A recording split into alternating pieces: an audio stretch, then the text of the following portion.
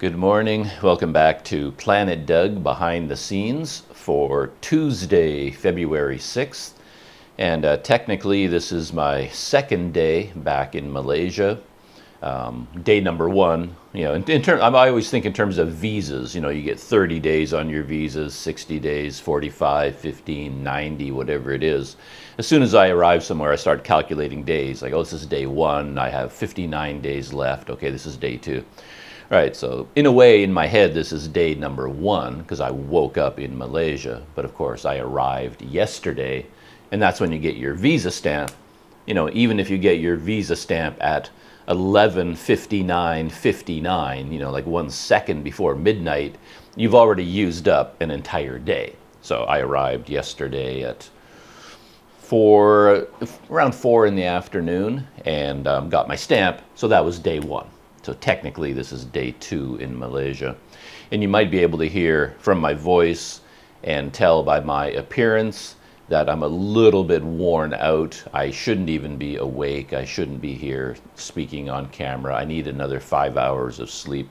But I just couldn't continue sleeping. It's almost 8 o'clock in the morning. So, it's time to get up or it's time to be up and be living day number two. But I'm feeling kind of worn out from the last few days, I guess. But I will do my best to tell the story of yesterday, and I will do so, as always, with the help of a cup of instant coffee.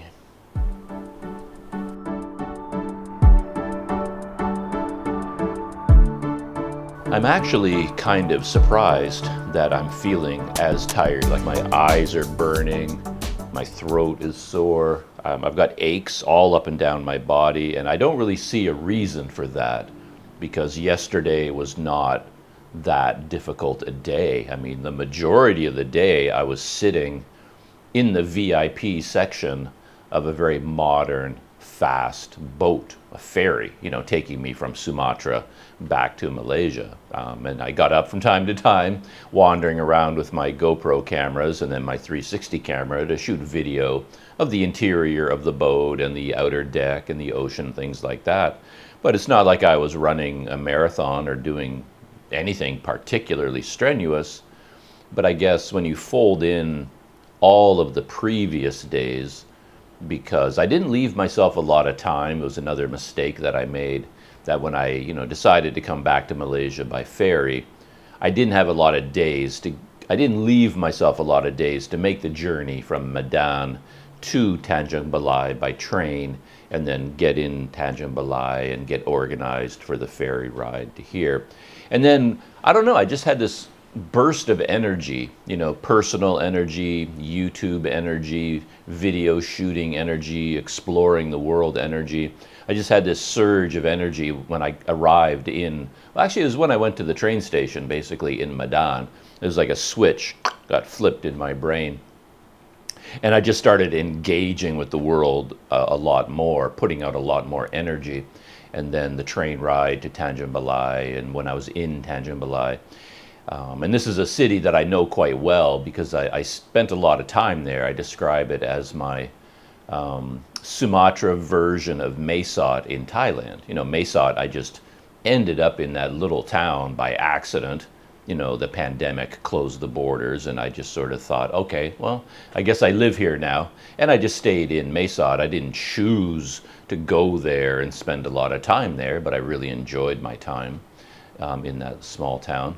And then Tanjung Balai was the same for me many, many years ago when I first went to Sumatra, and I had my bicycle with me at the time, the same one that I own today. And I took the ferry from Klang. There was a ferry running at that time from Klang Harbor, just outside of KL. Very convenient way to go because you could ride the KTM train from downtown KL right to the dock. Then you just sit on this nice commuter train, arrive at the dock, and you cross the street, and there's the ferry. It takes you across to Sumatra. So that's what I did back in those days. I can't remember the name of the ferry company. As far as I can tell, they went out of business during the pandemic, and they don't exist anymore. Tunas Rapat or something like that. I can't remember. But anyway, the ferry brought me to Tanjung Balai, and as always, I had plans to travel all around Sumatra, but I ended up spending the majority of my time in Tanjung Balai, right? Where the boat dropped me off is where I stayed, you know. I found it a very interesting place. It's on the ocean. It's got a big river system, masses and masses of fishing boats, really outgoing, friendly, accessible people. Just, you know, every single day that I woke up there, I had something to do. Back in those days, I wasn't shooting video, but I did enjoy photography. And I just grabbed my camera and I just go out walking somewhere, taking pictures. And then if I wanted to go further afield, you know, I'd put a pannier bag on my bike and then get on my bike and ride out up and down the rivers along the coast, checking out all the fishing boats, things like that, meeting people, going to the markets, taking pictures. And of course, as always, I mean, the visas were a problem back then too. You got a 30-day visa, and it felt like, you know, you just arrived, and then almost as soon as you've arrived, your visa seems to be expiring, and it could take up to 2 weeks to get an extension. You know, it was just, I don't know. I ended up basically staying in Tanjung Balai for a long time, and I became very fond of that town. And then on this trip, when I took the train there, I mean, I remembered Tanjung Balai, and I remembered liking it, but I had no idea what fond memories I had. And then when the train arrived in Tanjung Balai, and then just the wave of energy from this town hit me. It's a small place, but it is bustling, and the people are friendly to an almost overwhelming degree. And being on the ocean and being on the rivers just opens up a whole lot of activities, just walking up and down the river. They have boat rides that go along the river. There's so much to see. It's a very exotic place for someone like me to experience. You know, it's a town that has no water is not that interesting, but if you have a town that has just rivers that just snake through it in all directions, that means you get riversides, you get boats, you get bridges over the rivers connecting the different neighborhoods. It's just an interesting town. And so when I arrived there, I had this burst of energy. So even on the day of my arrival, I arrived by train at about noon. And then the first thing I needed to do was go to the ferry company to pay for my ticket. I'd confirmed it in advance, but I hadn't paid for it yet. I had a reservation ID number, but I wanted to go directly to their office as soon as possible just so I can pay for it and have it fully 100% confirmed. And I walked from the train station to the ferry company office, which is my habit.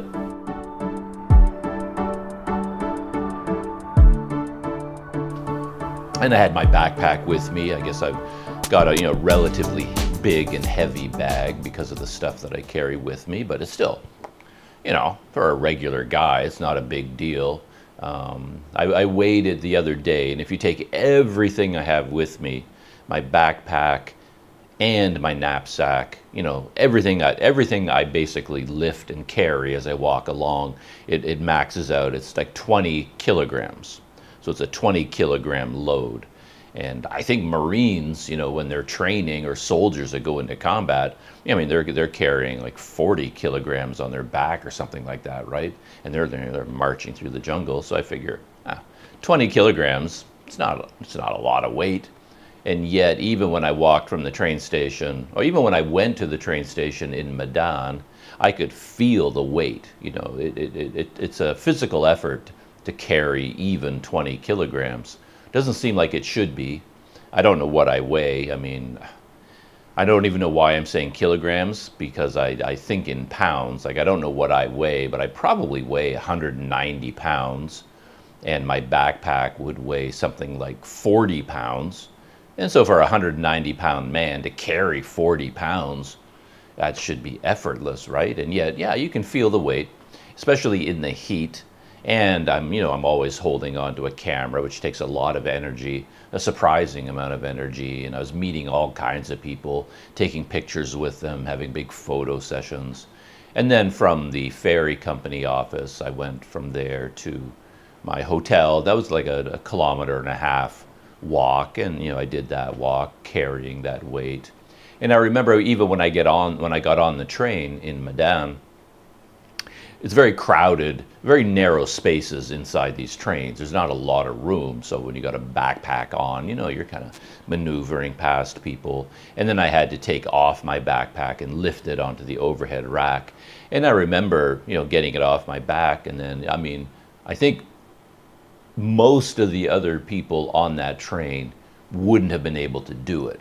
There's a lot of young women on that train, Indonesian women, a lot smaller than me. And I'm pretty sure, based on the effort it took me, I was surprised how hard it was. This 20 kilogram, well, it didn't even weigh 20 kilograms because 5 kilograms was in my knapsack. So the backpack was like 15 kilograms. And then when I took it off, and then I had to lift it up and then put it in this rack, it was just sort of like, oh man, it took a physical effort. It was heavier than I expected, more awkward than I expected.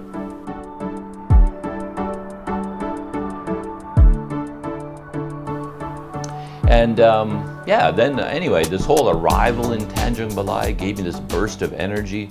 So I even went out that night. I got to my hotel, I checked into my hotel, I unpacked, I took all the video that I shot during the day of the train ride. I had to sit down and copy everything, and that took like an hour and a half just to copy all the video files to make sure I have a backup of all of them. And then I went out. I had to do all kinds of things. I was booking flights, I was making hotel arrangements, I was doing all the logistics of a traveling life. So I was really, really busy, and then I still had energy. And then that night, I went out to a night market. There's a big park near my hotel in Tanjung Balai, and I went out to that market, and I was, doing some activities there and trying out some of the local food. And I was out all night doing that. And then the next day, I woke up and I was busy editing video and copying video files, getting packed and organized for the ferry trip. Because when you're doing an international trip, going from one country to another country, you have to pack in a certain way for that kind of a trip, as opposed to city within one country. You've got to be a bit more careful when you're packing for an international trip in terms of what you put in your checked bag, what you keep in your technically carry-on bag. You have to think these things through. So I was doing all that. And then I went out walking around Tanjung Balai. I kind of wanted to revisit the town, go down to the market, go down to the river bank, go to a bridge here and there, and just go for a walk through the town, shoot some video, just rekindle some memories of my time in Tanjung Balai. And that turned into quite a big, involved experience, where I met some people and they would say, oh, come join us. And I'd sit with them, and they bought me a cup of coffee, and they bought me some satay padang. And a lot of people that I met wanted to take pictures with me. I met up with these women, a big group of people, and the women called me over. They wanted to take pictures with me. And then this happens a lot these days, where they wanted to have a TikTok video they make an automatic TikTok video. So they take a phone, start recording on TikTok, but the TikTok is already playing music. So it's combining video with music in a live setting. So before I knew it, the women were making me dance, on this TikTok video. They were dancing with me, but I couldn't hear the music because it was coming from the phone that was recording the video. So my awkward dancing style was made even worse because I didn't even know what I was dancing to. I couldn't hear the music. The women were having the time of their life, they were dancing. They had a whole rhythm. They had moves worked out in advance, and I'm just sort of, I don't know what I was doing. I was just sort of jiggling a little bit. But anyway, so that whole experience was very high energy, physically and mentally and emotionally, just my walk through Tanjung Balai. And then I guess, the next day I woke up, and then that was yesterday, and then I had the whole journey by ferry from Tanjung Balai to here. And that involved getting to the dock, getting on the boat, dealing with all the luggage, all the formalities, customs, immigration. It's kind of stressful. And then the boat ride here, and then going through customs, immigration here. And then I walked from the dock to this hotel, I don't know, 2 kilometers or something like that. So I guess if you take all of those days, all the way from Medan, my last day in Medan, and then the journey to Tanjung Balai, then the journey from Tanjung Balai to here, put all of that together over the last few days, I've been really busy and very active. And I think that's what I'm feeling right now. I'm feeling the effect of all of those days put together, not just the ferry ride yesterday. And I think that's why I'm feeling a little bit beat up.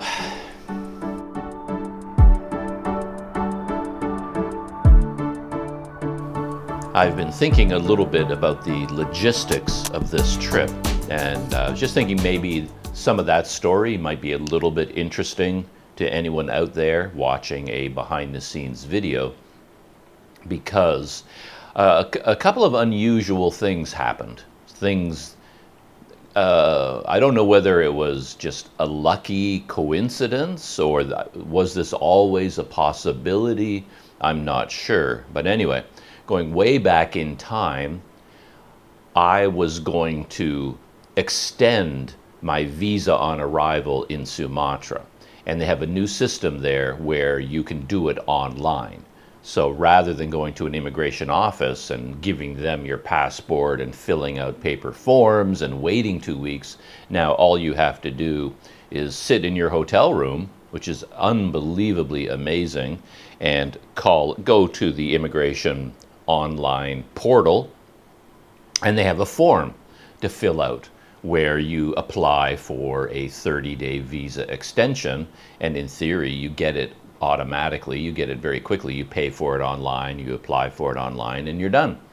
So that's what I did. But when I was looking at the form, now, I mean, they're asking for your flight out of the country. Like they want a confirmed transport. They want to know you're leaving the country. They're not going to let you stay until they know for sure that you're going to go. You can't stay unless you go. That's the way of the modern world. And normally it isn't a big deal to deal with something like that. I have my ways, I have my ways of dealing with this requirement without actually booking or paying for a ticket. I have my ways. But in this case, because it's online and because it's so official and they're asking for very specific details, and I wasn't sure how the system worked, this time I thought, okay, well, why don't I go ahead and book a real flight? Confirm the flight, pay for it, and I get a real flight out of the country. So I thought about, okay, what's probably going to happen? And I thought, okay, why don't I fly out of Banda Aceh, not out of Medan, and not out of Pekanbaru or Bukittinggi or Padang. I thought, it's a possibility I'm going to end my journey at Banda Aceh, so why don't I just book a flight from that city? So, which is what I did. I picked a date towards the end of my visa period, and I booked. I went through the entire process, picked out a flight date and the flight time, and chose all of my, value packs. Do you want to book your seat in advance and get a meal, and how much luggage do you want to pay for? I went through all of that, paid for it, downloaded all the documents, so I had an official flight booked and paid for. And then when I went through the booking process to get my online visa extension, they didn't really care that much. Like I thought I'd have to give them a link to an official online confirmation or something, but they just basically said something like, oh, what's the date of your flight out of the country? And that's all that was required. So in fact, I didn't need to book an official flight. I could have done something else. But anyway, I ended up with a flight. And then I changed my mind and I decided at the last minute to take the ferry out of Tanjung Balai. So now basically I'm doubling my travel costs, because I've got a flight I paid for that I'm not going to use, and now I'm going to pay for a ferry, which is going to cost pretty much the same amount as a flight. So now I'm kind of wasting money, right? But I thought, that's life. You made another mistake, pay for your mistake. It's going to cost you money.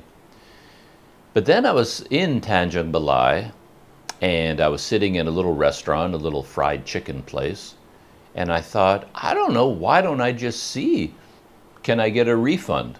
I just assumed because all the flights I booked, they're, the cheapest of the cheapest of the cheapest flights. And these are all, you can't cancel them, you can't reschedule them, you can't do anything with them. I mean, if you pay for a first class, business class ticket on, Emirate Airlines or something, sure, that ticket affords you some abilities. You can change the date on your flight if you need to, or cancel it maybe and get a refund. Because you're paying premium prices for that ticket, you get premium services. You book the cheapest ticket available on AirAsia, I mean, the part of the deal is non-refundable and you can't reschedule. So I just assumed, I wasn't even going to try to do anything. I thought, I just lost my money. But then I thought, well, it can't hurt to ask, right? So I opened up my AirAsia account, and then I went to my ticket booking, and there was a manage your booking button, and I clicked on that, and it opened up a chatbot window, sort of like an AI operated chatbot thing. I was talking to this guy called Bo. They put a little cartoon face of a man there, and I guess his name is Bo. And then Bo says, "Hey, what can I do for you today?" And I said, I would like to, cancel this flight.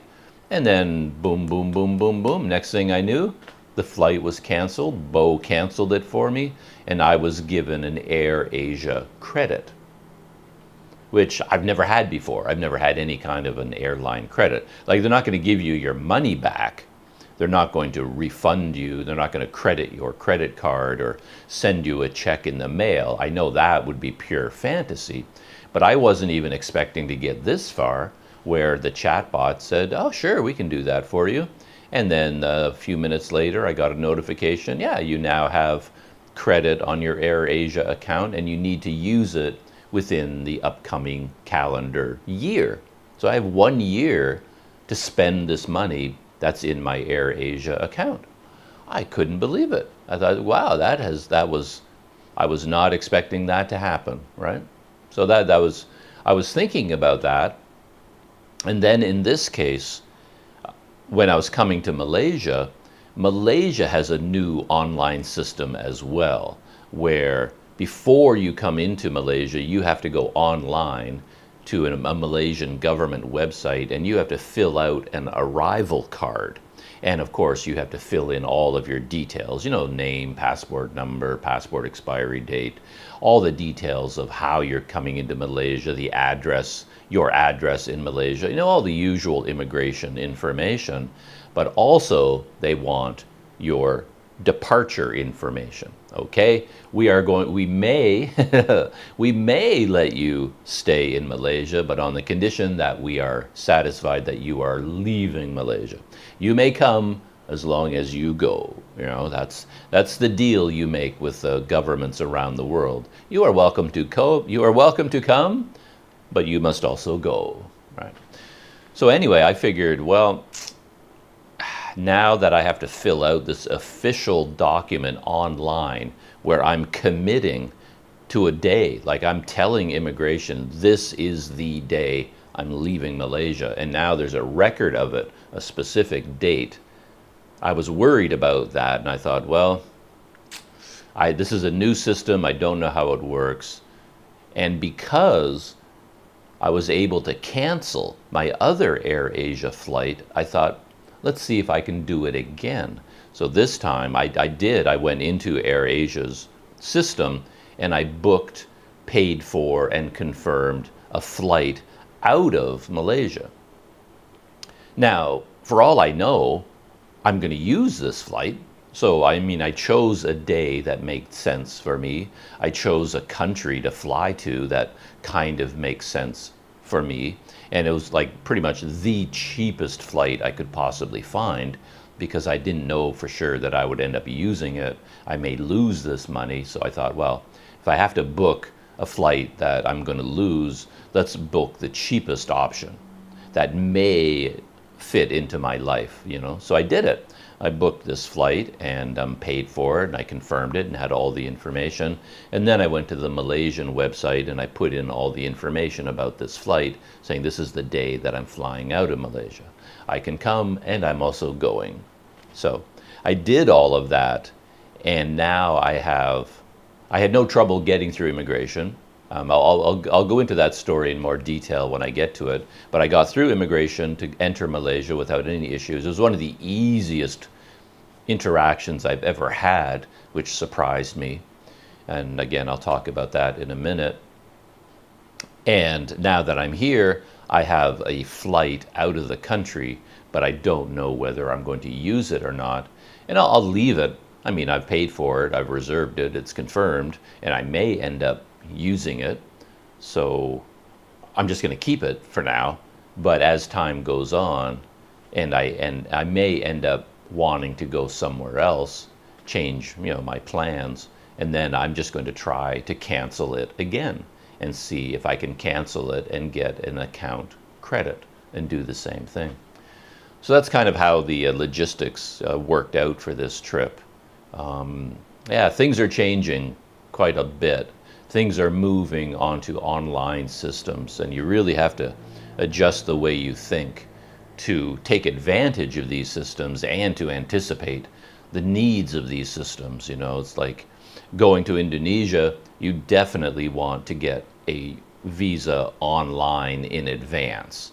None of this getting it at the airport when you arrive. That's the old system. You don't want to do that. And now coming to Malaysia, you know, they are, and going to Indonesia, your customs declaration, you also do that online. You have no choice in that matter. So you get your visa online, customs declaration online, and then when you come to Malaysia, your arrival card is online.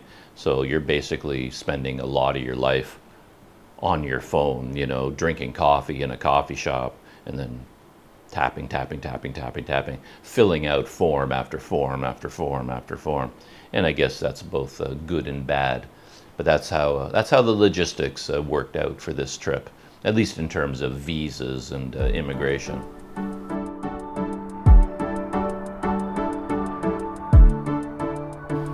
All right, well, the story of the journey. Yeah, that was exciting, kind of, from beginning to end. For various reasons, I ended up staying at a very nice hotel in Tanjung Balai, several steps up my usual level of accommodation. Like, even where I am now, I'm back at the Seafront Hotel in Port Dickson, and this is a very low budget hotel for Malaysia. But even this room, compared to my old life, is quite luxurious, which is, yeah, I keep talking about that, and I end up thinking about it, how the world has changed. But yeah, back in the old days, if you're a low budget backpacker, you end up in a single room, which is very narrow, basically just has like a narrow closet with a cot in it, may or may not have sheets, may or may not have a pillow, and that's all there is in the room, with a fan on the wall if you're lucky. And then the bathroom is a shared bathroom down the hall. I mean, that was backpacker life, and that was normal, you know, when you were on a very low budget. And I'm still living on a low budget, but now this is considered low budget. It's kind of as low budget as you can go, unless you want to sleep in a dorm room or a capsule hotel. But I have, you know, air conditioning, private bathroom with hot water, and then I mean, there's like low budget elements. My bed here, it's like yeah, it's a rock and roll machine. Everything is kind of creaky and whatnot, and things are a little bit broken and twiddly, but still, this is like the normal level of my accommodation these days. But when I was in Tanjung Balai, for various reasons, I ended up staying at one of their finer establishments called the Grand Singgi Hotel. And it made a lot of sense to me to stay there. And that's where I stayed. And then when I went to the ferry office to pay for my ticket, I spoke to them about getting to the dock, because the dock was about 6 kilometers, maybe 5-6 kilometers outside of town along the river. And so you know, when in the morning I had to be, they said I had to be there by 7 in the morning, which seemed a bit excessive because the boat leaves at 9:30, you know, 7. But anyway, they said 7 a.m. you have to be there. And I just assumed I was going to get there on my own by Baychak or something like that. But then I thought, okay, I'll just ask the woman at the Indomal fast ferry company. He says, oh, do you have any kind of a shuttle going?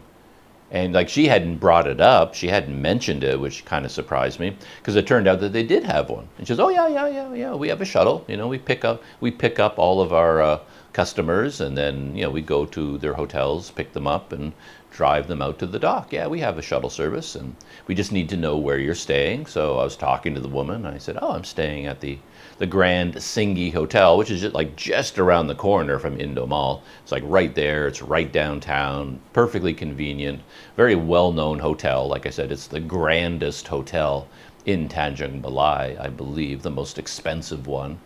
And she says, "Okay, so 7 a.m., sir. You know, just if you're ready to go, we'll come pick you up at 7 a.m." Great. Everything was set up. And I must admit, like, I don't trust anyone.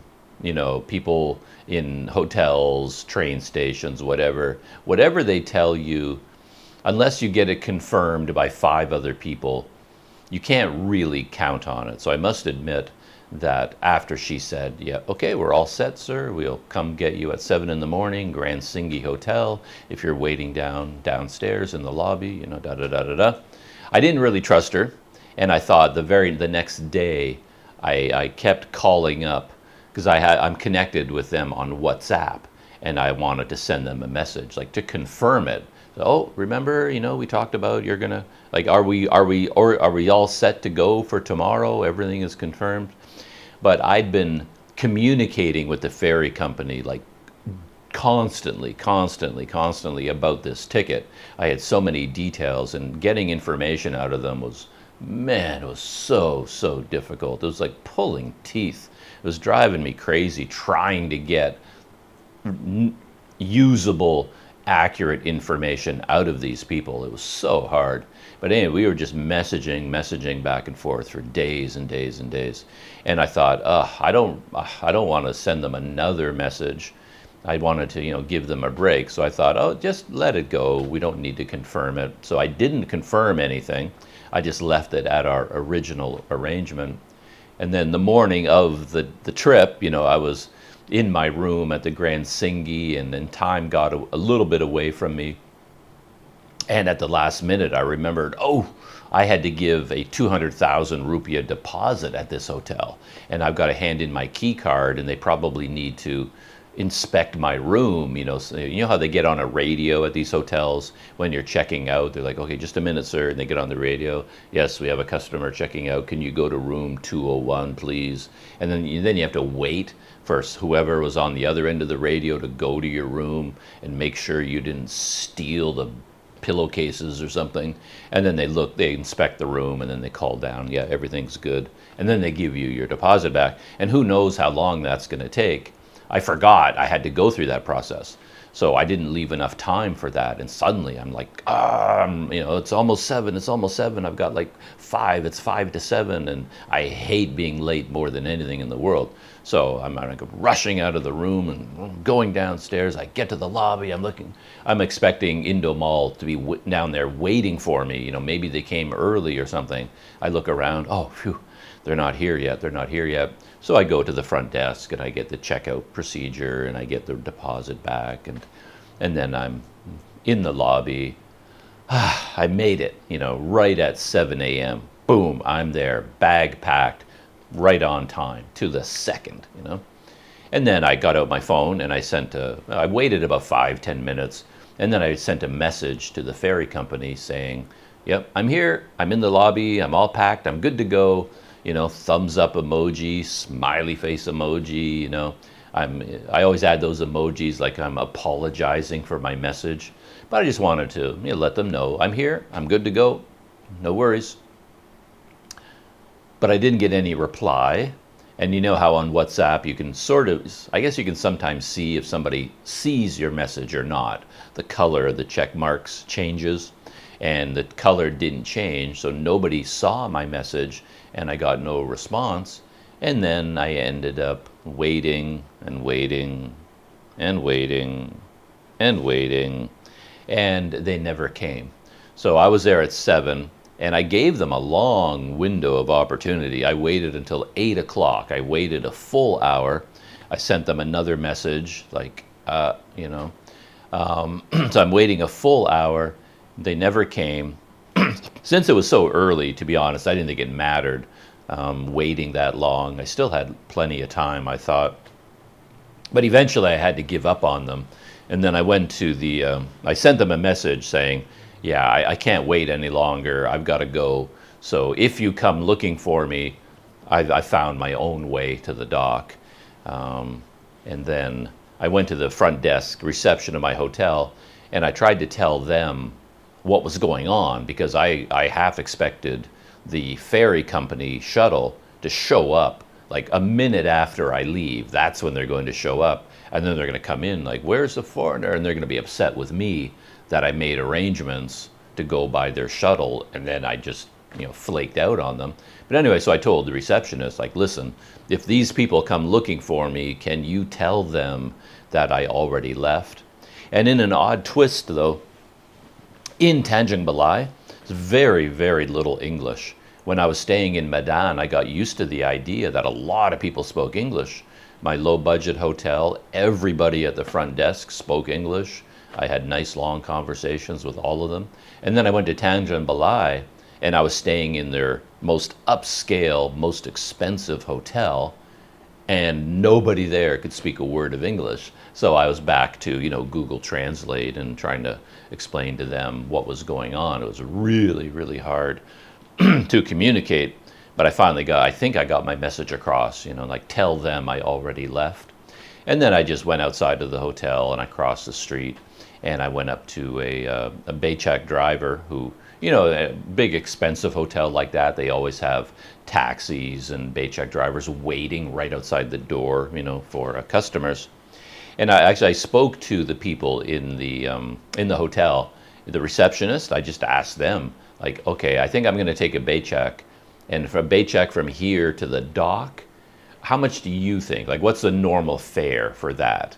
And they says, oh, that's 30,000. You know, it's 30,000 rupiah to go to the dock. So I says, okay. So that's my ballpark figure. And of course, the Baychak driver is going to ask for more than that. But I like to have a ballpark figure in my head, even if he asks for double. Like if I walk up to the guy and say, how much? And he says 60,000. I'm like, good. All right, let's go. You know, double the normal rate is fine with me. I don't like to hassle, and we're not talking about a huge amount of money. But anyway, I cross the street. I go up to the guy and explain to him, yeah, I'd like to go to the dock. And then he does the one thing, which I get a lot, because one of the most common bills is 100,000 rupiah. You know, so I asked him how much, and he went, one. And I was like, one? Like, one what? And he goes, oh, 100,000. And I was like, for Pete's sake, like, come on.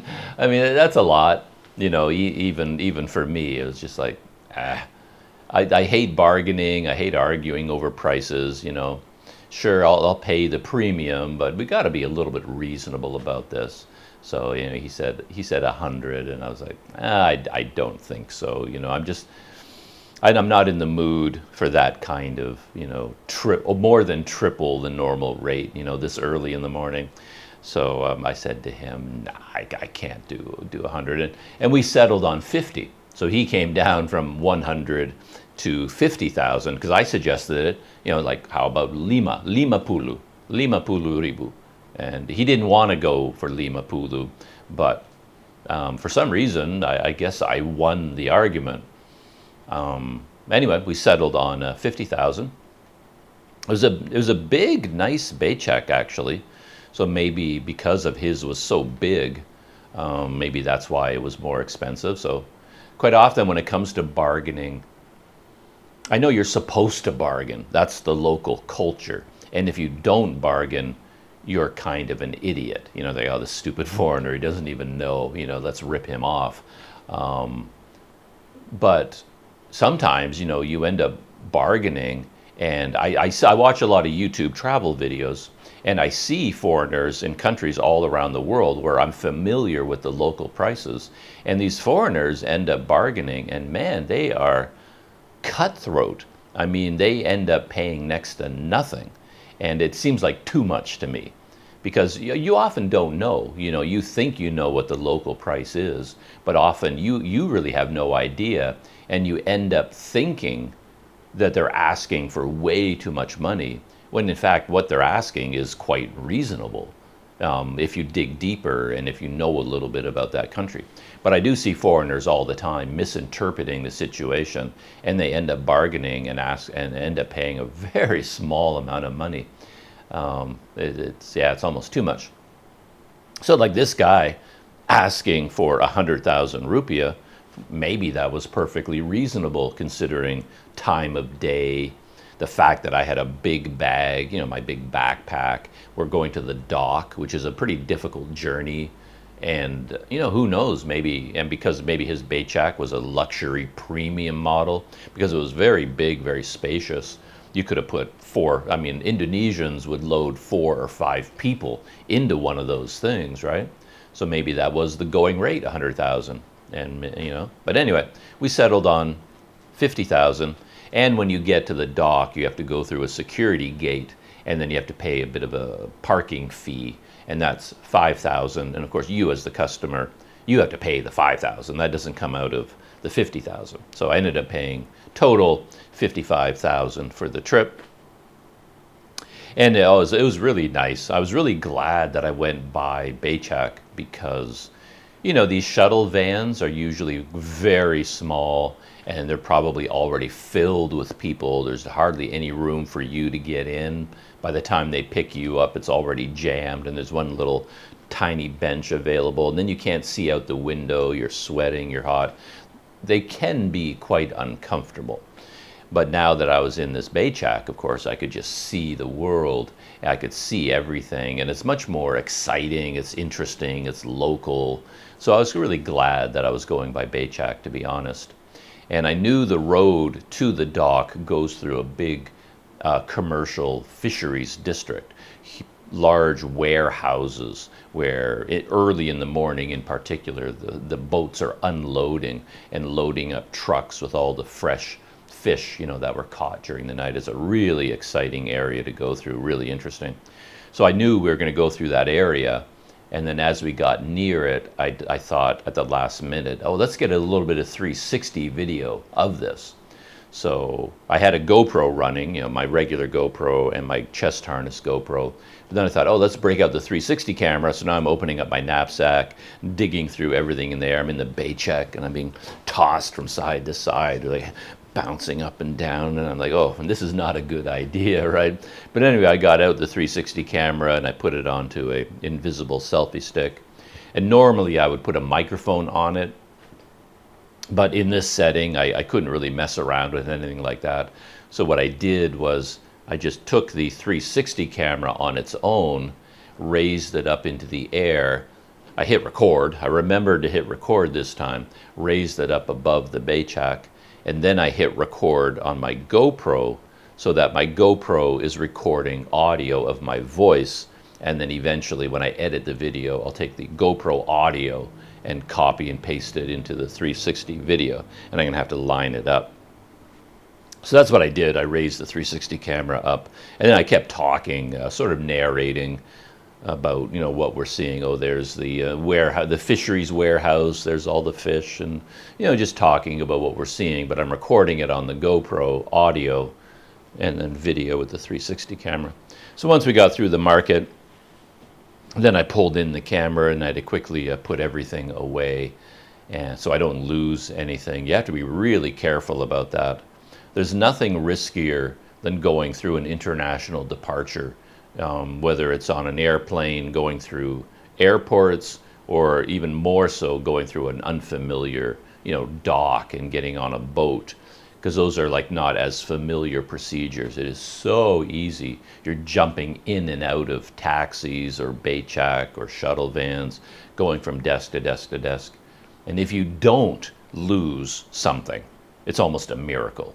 So the fact that I made it, as far as I'm aware, I made it all the way from Sumatra to here, and I didn't lose my passport or any money or tickets or ID, no camera gear, no smartphones. Like, as far as I know, I didn't accidentally leave anything behind, and my pocket didn't get picked. You know, I didn't lose anything on the entire journey.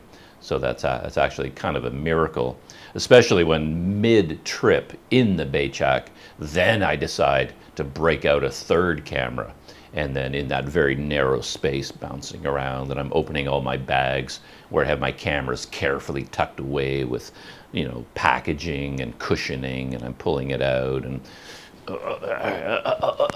you know, it's so easy. And then you get there, and then when you arrive in one of these places like a dock, or you emerge from a train onto a train station, you're like overwhelmed with people coming at you, taxi drivers, Bachak drivers, hotel touts, everybody, sir, do you want, can I do, you know, got all, and people want to take pictures with you. And in that moment, it's so easy to step out of the Bachak, kind of get organized, go into the dock building, and then you, oh, I forgot my knapsack on, you know, with your passport, you know, everything of value in your life, you left it behind in the taxi. It is so easy to do. You wouldn't think so, but it's remarkably easy to do. So, but luckily, I did not do anything like that, and I arrived at the dock, and as far as I could tell, I still had plenty of time to go through the formalities.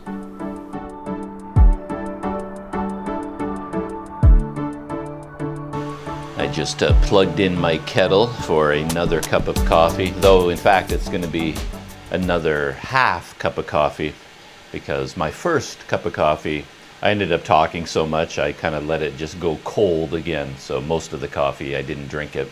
So I'm going to start over again with a fresh cup of hot coffee. So if you hear a roaring in the background, that's my $2 kettle from Sumatra, busy working in the background. I love that kettle so much. Yeah. Anyway, yeah, so I just arrived at the dock, and now, of course, I had to do two things. I had to, you know, register for the ferry. You know, it's just like going to an airport. You've got to go, you got to check in. That's the word, register. You have to check in. You go to the airport, you check in for your flight, you know, drop off your luggage, and then you go through customs and immigration, right? Same thing at the dock. You're taking a boat, you have to check in for your boat, and then you deal with your luggage at the same time, and then you go through customs and immigration. So I had to deal with all of those things. Step number one was to pay the port tax, just like an airport tax. So I had to find the desk. There was a desk there, and the port tax was 70,000 rupiah. First, there was another 5,000 tacked onto it for some reason. It's just one of those things you'll never understand, because the guy said 70,000, and he gave me a receipt that said 70,000, but I gave him 100, and he gave me 25,000 in change.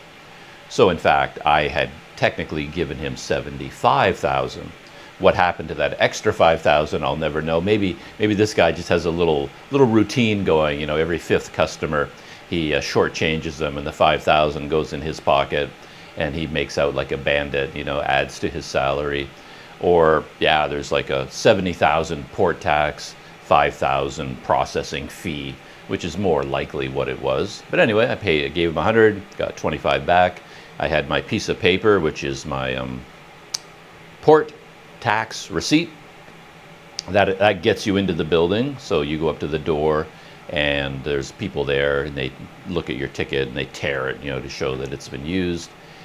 And then once you go inside, off to the corner, there was a small desk, very familiar sight to someone like me, because everything is just too small. Everything is insufficient in these situations, and that always makes me smile, because you know that whatever scene you're witnessing, this crazy, chaotic, disorganized jumble. It happens every single day, like every day. Well, actually, this boat out of Tanjung Balai, it doesn't leave every day. It's like every second or third day. But week after week after week, the same situation unfolds, and the physical setting never gets improved to address any of the problems. So basically what you're looking at is a small table, a little desk with two women sitting there in these little chairs, and then they're surrounded by a bunch of people all waving papers at them, because that's where you have to give them your passport, your ID, whatever your ID is, and your ticket, and your port tax thing. But even before you get there, there's a scale off to the right, and then you have to go to the scale first if you're checking in a bag, and they weigh your bag, and then a guy there writes down. That's when my backpack weighed 15 kilograms on that scale. He wrote 15 on a little piece of paper, gave it to me, indicating that I had to give it to the women at the desk. So I gave them a big stack of my passport, ticket, port tax, luggage, weight. At least I tried to give it to them, because I'm competing with all the other people around me, and they're much more aggressive than I am because they're used to these sorts of things. So of course people are pushing in front of me, pushing me out of the way. Their arms are like sticking over the top of mine. You gotta get in there, you gotta get into the scrum. But eventually somebody took my passport and my ticket and started writing things down, and they took my luggage thing, and you have to pay for the luggage. I ended up paying 65,000, I think, 65,000 rupiah for my 15 kilograms. You basically pay a certain amount per kilogram, and it's a little bit of a nominal fee. I mean, what is all these numbers I've been mentioning, what are they in US dollars? 50,000 for the Baycheck to the port, that's about $3 US. I paid 75,000 for the port tax. That's about $5 US. And I paid 65,000 for the luggage. That was $4 US. And the base fare on this ferry is 650,000. So that's for an economy ticket. And that's $41 US. And you can pay an extra 50,000, bringing it up to 700,000. And that's for VIP seating, and that's $44 US. So, just to get a VIP ticket is an extra $3 on top of 40. That bumps you up to VIP. And I was I had no idea it was so inexpensive to go VIP, and I wondered why more people didn't do it, because the VIP was really nice by comparison to economy class. So anyway, those are the prices basically that we're talking about. Kettle's boiling. I'll be right back.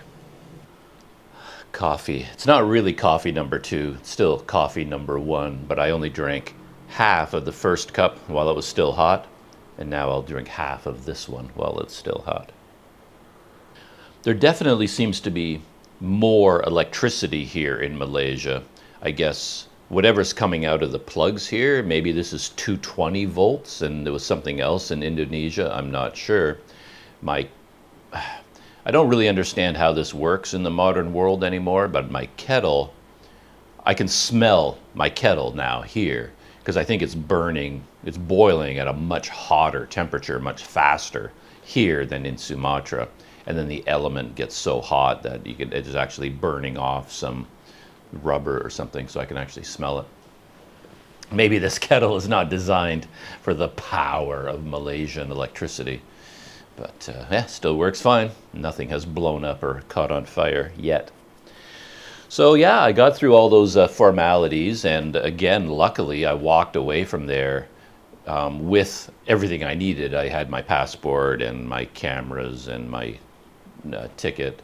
To be honest, I lost track of my passport because everything was done simultaneously. I just kind of walked up to this table, and there's all these people crowding around and pushing, and then eventually all of my stuff just goes bleh, everything, here you go. And so much is going on, and there's so much activity, you get distracted, and I didn't really know what was happening.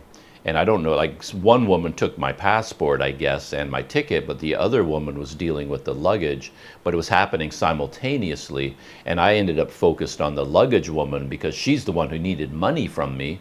And of course, she had to tell me how much, she had to calculate, and then she had to get, show me, okay, this is how much you have to pay. And then I'm paying her, and then she gives me change. So my brain is thinking, okay, this is what I'm here doing. This is the transaction I'm taking care of. And I was pretty much going, after I, did whatever I was doing with her, I was physically turning around and leaving the table because it felt like that's what I was there to do. Check in my bag and pay for my luggage. And they wrote out a luggage tag. And then I watched the guy take it, bring it over to my backpack, attach the tag. And then because I'm trying to keep track of my luggage, because at that point, you lose track of it. It's not like an airport where you put it on a conveyor belt and then you can watch it go somewhere. When you're at a dock, your bag just sits on the ground and you're told to just go away. Now you go this way, but your bag is just sitting there. Like you don't have any sense that it has been taken over by an official system. You just have to have faith that the bag is not going to suddenly just be picked up and walked out of the dock and disappear forever. You have to have faith that they're going to put it on the boat, because again, it's not like an airport. But anyway, I watched the guy go over to my backpack and I saw him put the tag on it, and I'm like, okay, so I guess it's okay. And it didn't look like it was being now loaded into an official container or anything. It's just lying on the cement floor all by itself. And I'm like, do I now have to bring it somewhere, or is someone going to take care of that? Like, you just don't know. So all my attention was focused there, and I was just turning around and walking away from the table. And then if I remember how the events unfolded, I kind of heard something, like, sir, sir, sir, sir. I turn around, and then the woman is like, passport, handing me my passport. I personally had completely forgotten that I had given my passport and my ticket to another woman, because there's just so much going on around you, you just lose track of things. So, but anyway, I got out of there, and as far as I'm aware, I still had everything that I needed.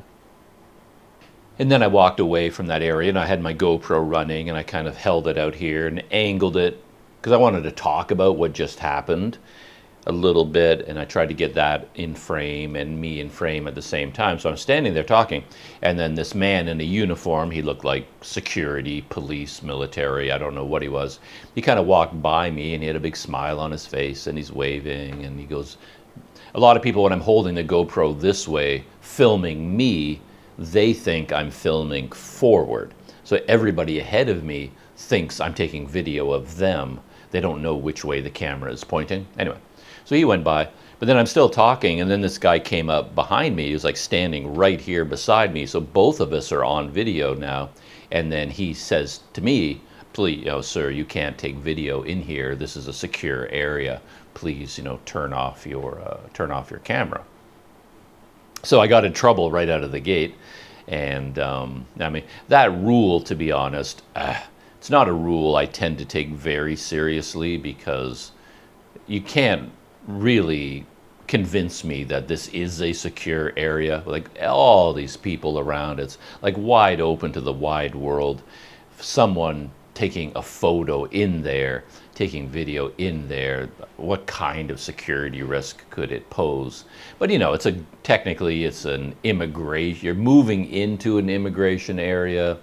Technically, the rule is no pictures, no video. But vloggers like me, we tend to push that rule a little bit. We're in there, especially if I have a GoPro on a chest harness, because I don't actually have to hold it. I just hit the button, and I don't have the LCD screen isn't turned on, so it will be filming around me, even though I'm not actually, pointing a camera any direction. So anyway, he told me to turn off my cameras.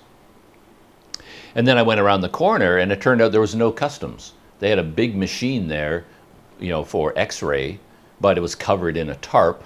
I'm assuming it's broken, and because the machine was broken, that means we can't do any customs inspections, I guess. And yeah, no one checked my bags. No one asked to look in my bags, like nothing at all. You just basically went straight to an immigration lineup. And then I'm in this immigration lineup. And then at some point, it was earlier, in fact, a young man, very friendly, very helpful, spoke a little bit of English. He was wearing an Indomal fast ferry uniform of some kind.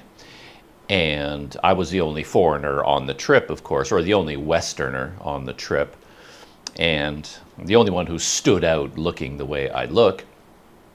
And everybody knew in advance that I'd bought a ticket for this ferry, that I was coming on this day, you know.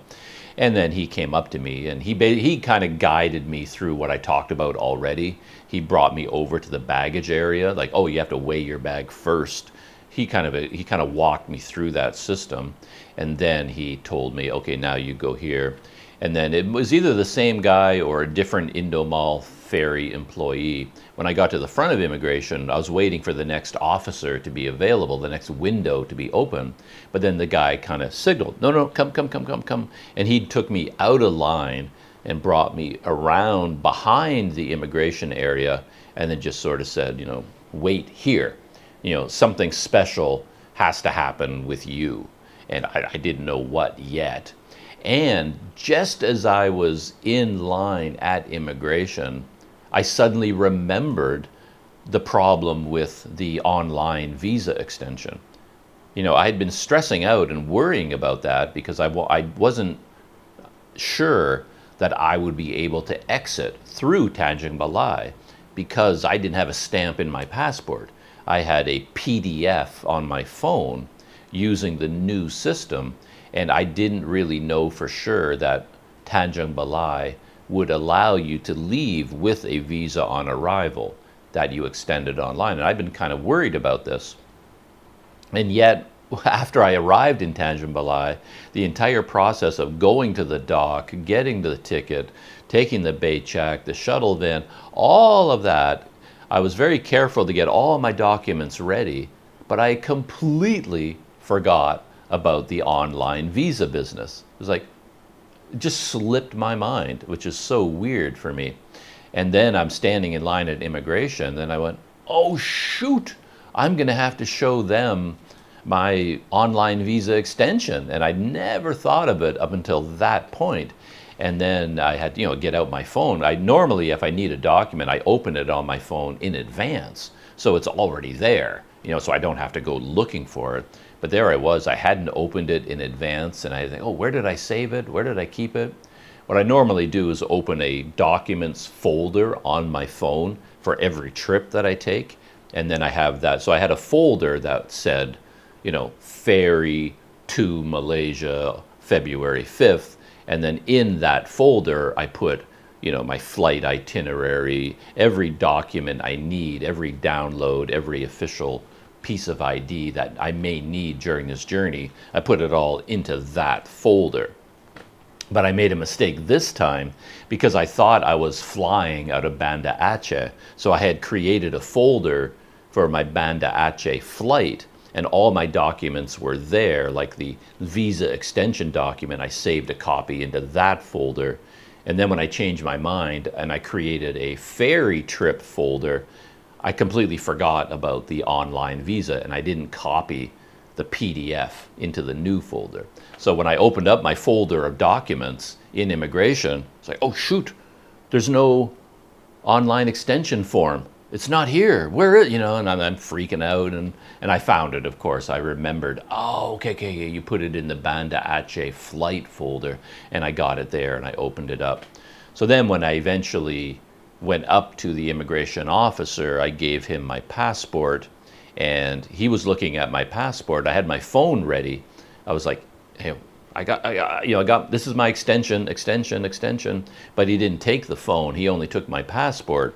And of course, he's looking at my passport, and according to the visa stamp, it expired a month ago. And I'm kind of worried about that. You know, he's looking at it, and he's like, you know, and then I'm like, extension. He looked up at me and kind of said, extension? Yes, yes, yes, yes, thank good. He knows, you know.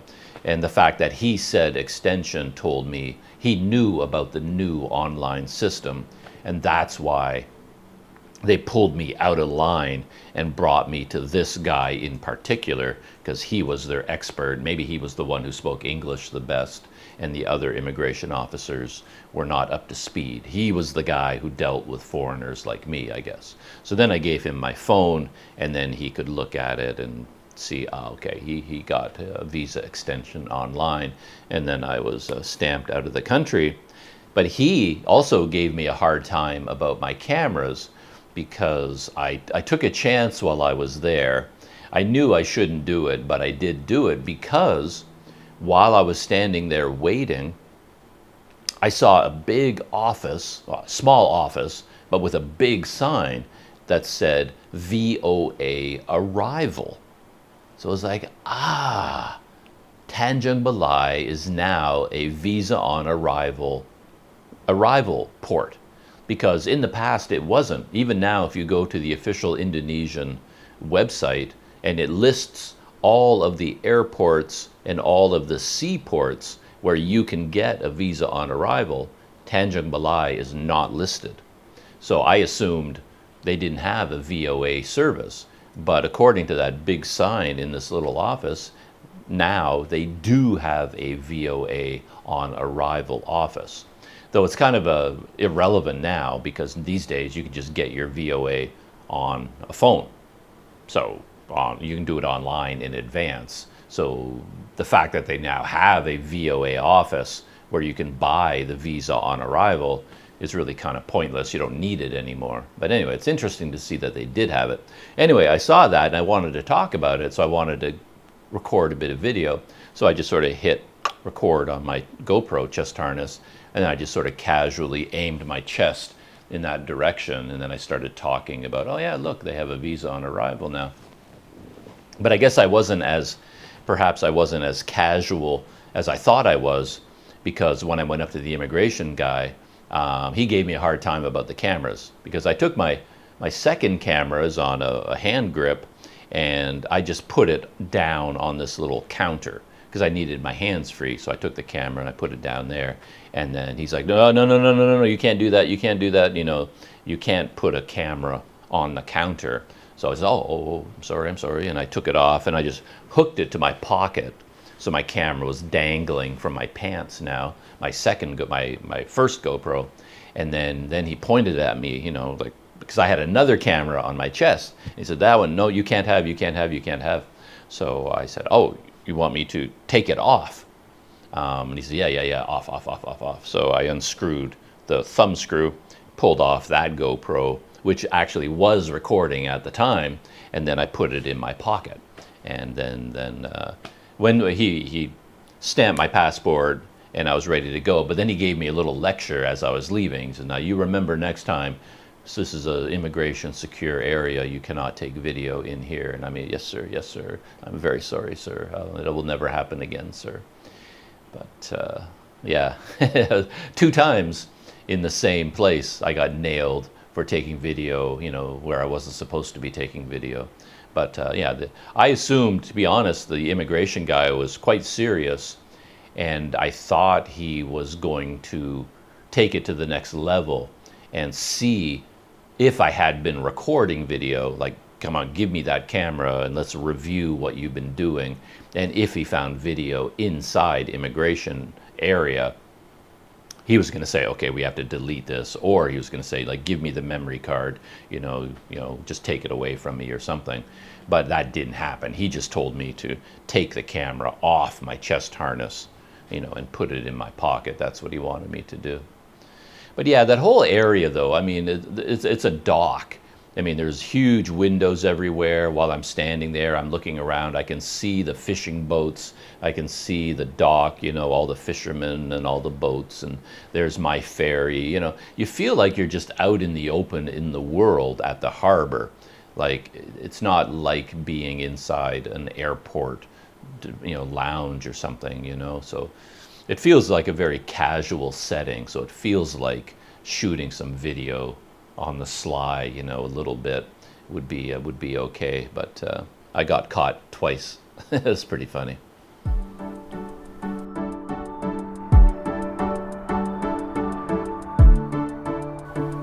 Getting on the boat, that was a pretty smooth process. I went very slowly, of course, as I always do.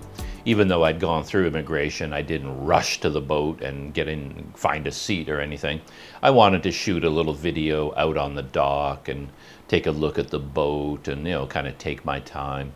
And I eventually worked my way to the gate, the gangplank. You got to walk up the plank onto the ferry.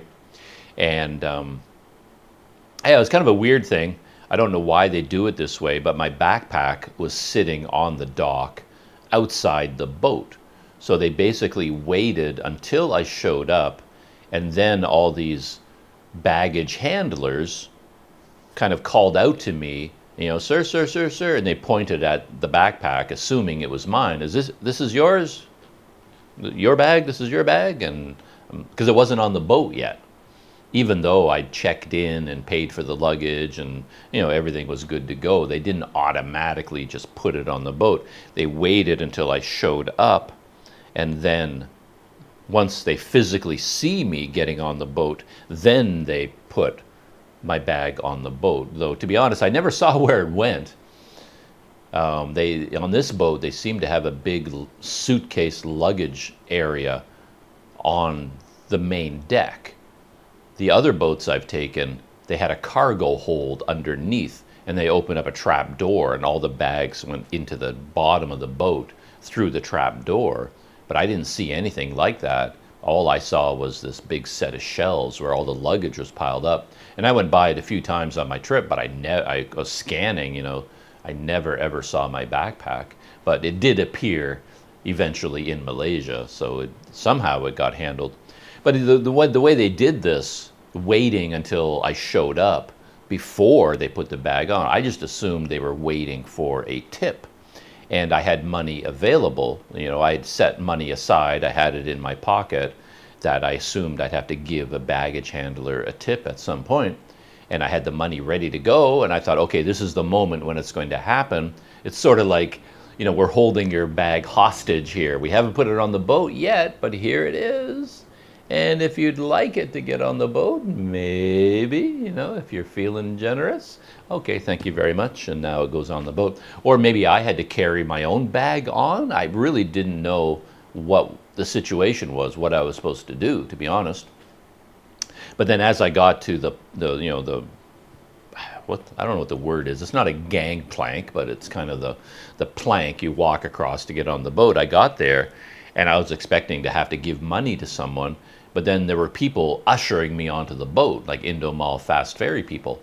And they were just like grabbing me by the arm and the shoulder and the elbow. And they're just like pushing me up, like, sir, sir, yes, sir, up, sir, sir, sir, sir, sir, sir, ticket, sir, yes, sir. Anyway, I had all these people basically just bum rushed me onto the boat. And they just kind of pushed me onto the boat. And I had no physical opportunity to give anybody a tip. So apologies to the baggage handlers, but they basically picked me up and they threw me onto the boat so fast. It was like I couldn't get, there was no opportunity to give anyone a tip. Anyway, and then now of course came the exciting part, because I had a VIP ticket, and that was really funny. In my little brain is amused by little details. And the thing is, when I get onto anything, a boat in particular, I like to take my time. It's like I know I have a VIP ticket, and the VIP section is upstairs. You got to walk around, go to these stairs, and you walk up the stairs to the upper floor. I knew that, but I don't want to go there right away. I'm entering the boat, I'm shooting video. Well, I want to explore a little bit. I don't want to rush to my seat. So I'm down at the economy deck, and then I was going to just walk around, so, oh, here's economy. This is economy seating, what it looks like. And oh, here's where I wanted to see where you get a cup of coffee in particular. Like, was there a little canteen down there? Can I get a cup of coffee? Can I get a snack? Is there a hangout area? What are the windows like down here? Is it good to come down here to shoot video out the window? Can I go outside? Is there an outdoor platform where I can go out into the fresh air and shoot video. I wanted to explore the economy deck very slowly and methodically, and then go up the stairs to the VIP lounge. But there was no chance of doing that because all the staff who kind of pushed me onto the boat, they just kept it going. They're like, oh, VIP, VIP, VIP, and they just kind of pushed me all the way through the economy and got me to the stairs, and they're just like, up you go, up the stairs, right? I had no choice. They're basically like, yeah, they grabbed me by the elbows and they were guiding me to where they wanted me to go, and I had no choice, basically. Though as we were rounding the corner to go to the stairs to go up to the top, right in front of me was this somewhat elderly man, and I out of the corner of my eye, something seemed odd about him because he had a cup of water. They give you all these free cups of water. There's big boxes of them everywhere. And he had a bottle of water, but he was kind of like a cup of water, and he was just sort of bent over, and it was like he was jamming it into his face. And it's like, what exactly are you doing? And just as I came up even with him, he suddenly vomited. So I think he was already feeling seasick. We weren't moving yet. We were just floating on the water, but I guess he was very sensitive to motion. And then I don't know what he was doing with the water. Maybe he was trying to stop himself from vomiting, or I don't know what he was doing, but just as I got up even with him, it was just like, and he threw up all over the floor, and I got leg splashed with vomit just as I was heading up to the VIP lounge. So anyway, I ended up at the VIP lounge, and I had the cameras going. Oh, look at this. This is the VIP lounge. And it was much nicer than I expected, more spacious. The seats were nicer, and on each side by the window, there were 5 seats that were like VIP, VIP. Like the whole deck was VIP, but there were 5 sets of like double chairs next to the window, and each one of those had a table, a nice glass table in front of it with more room, more leg room, with a table, where you could set up a laptop or anything at all. So, but I don't, all of those are already taken, because I moved so slowly. I was the last one on the boat kind of thing. And everybody else, all the other VIPs had already gone up. So everybody took those seats. They were all occupied. And but I guess first come, first served. So maybe that is a reason to rush to VIP. You can take over one of the best seats. Didn't matter to me, of course, because I'm up out of my chair all the time. I spend most of the trip just walking around and doing things, and I would sit in different chairs all the time. And I could do that because, to my delight, it was almost empty. I would say the VIP lounge, 20% occupancy. Maybe 20% of the seats were taken. 80% of them were empty. So there's lots of room, very quiet, very luxurious. Yeah, it was very, very nice. But the best thing about VIP seating by far is that the outdoor area, like there's a section where you can go out through a door, very heavy duty door to get through it, like one of those big handles you see on submarines, because it's a water sealed door. And then you got to grab this big handle and then another handle, and then you can open it. And when the boat is moving, it creates such a powerful, vacuum, almost a blast of wind. And it's like, you're opening that door, and you got to close it behind you and take that big handle. Anyway, you have those doors on the economy deck and the VIP deck. But on the VIP deck, the outside veranda or the balcony that you can go to that's open to the world is huge. It's a big, big area. So especially considering that the VIP section was almost empty, there was nobody out there. I went out there a lot. I went out there many, many times during the journey.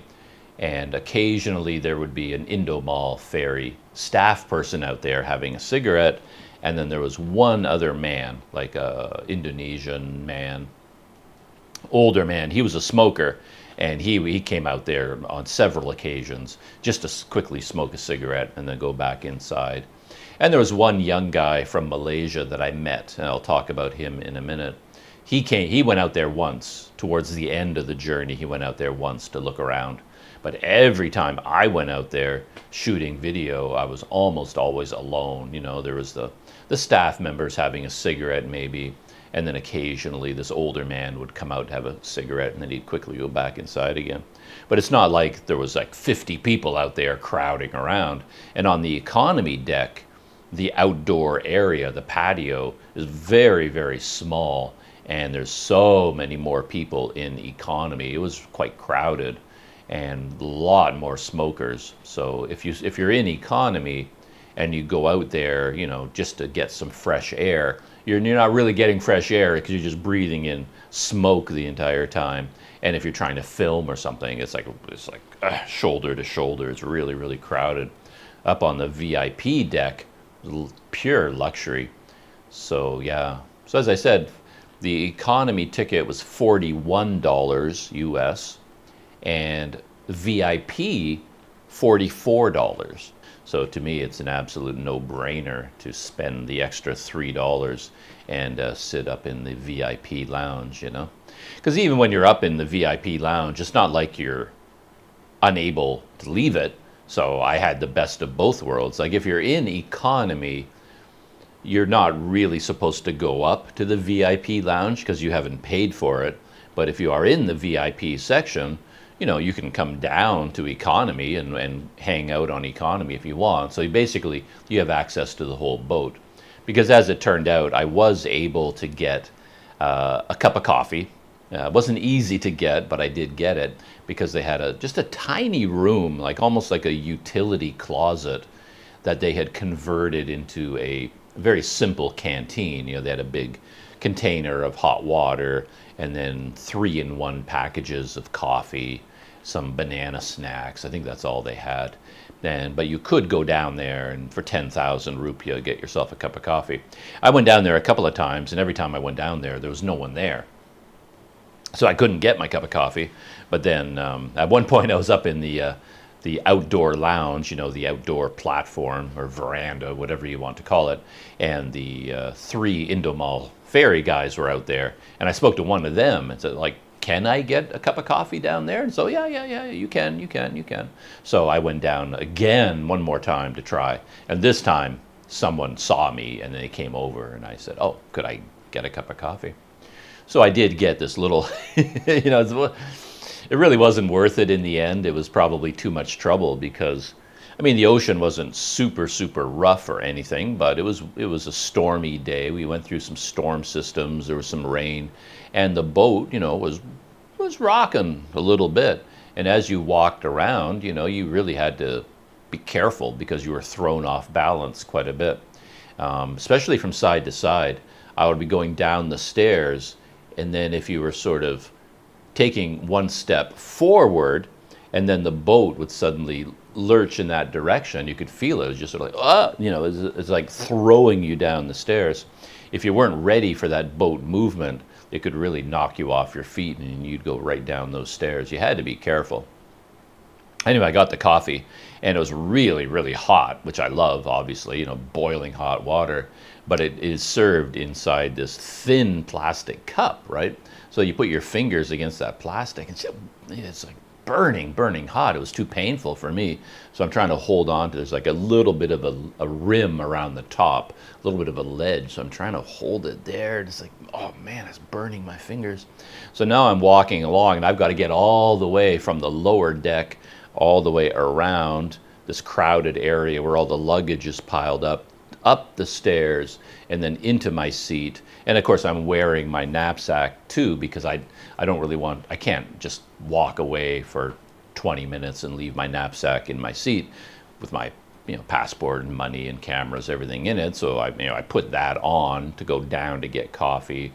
And now when I get back up again, you know, I have to take off my knapsack, and it's an awkward thing. And at one point, I made it all the way without a mishap, and then just as I got back to the seat where I was going to sit down, the boat lurched or something, and I lost my balance, and I spilled all over my hand. And yeah, so And then by the time, the coffee itself was not very good, and I couldn't really hold it because it was way too hot. I couldn't get a grip on the cup, and you're in the, being thrown from side to side on the boat. It was like, yeah, it was not worth the effort, right? And I don't know whether everybody got the meal, but up on the VIP lounge, they did bring us a meal, a little styrofoam container that was included in your ticket. As soon as you got on, basically, and the boat started moving, they went around and distributed the meal to everybody up on the VIP deck. Maybe standard economy class got one too, but I'm not sure about that.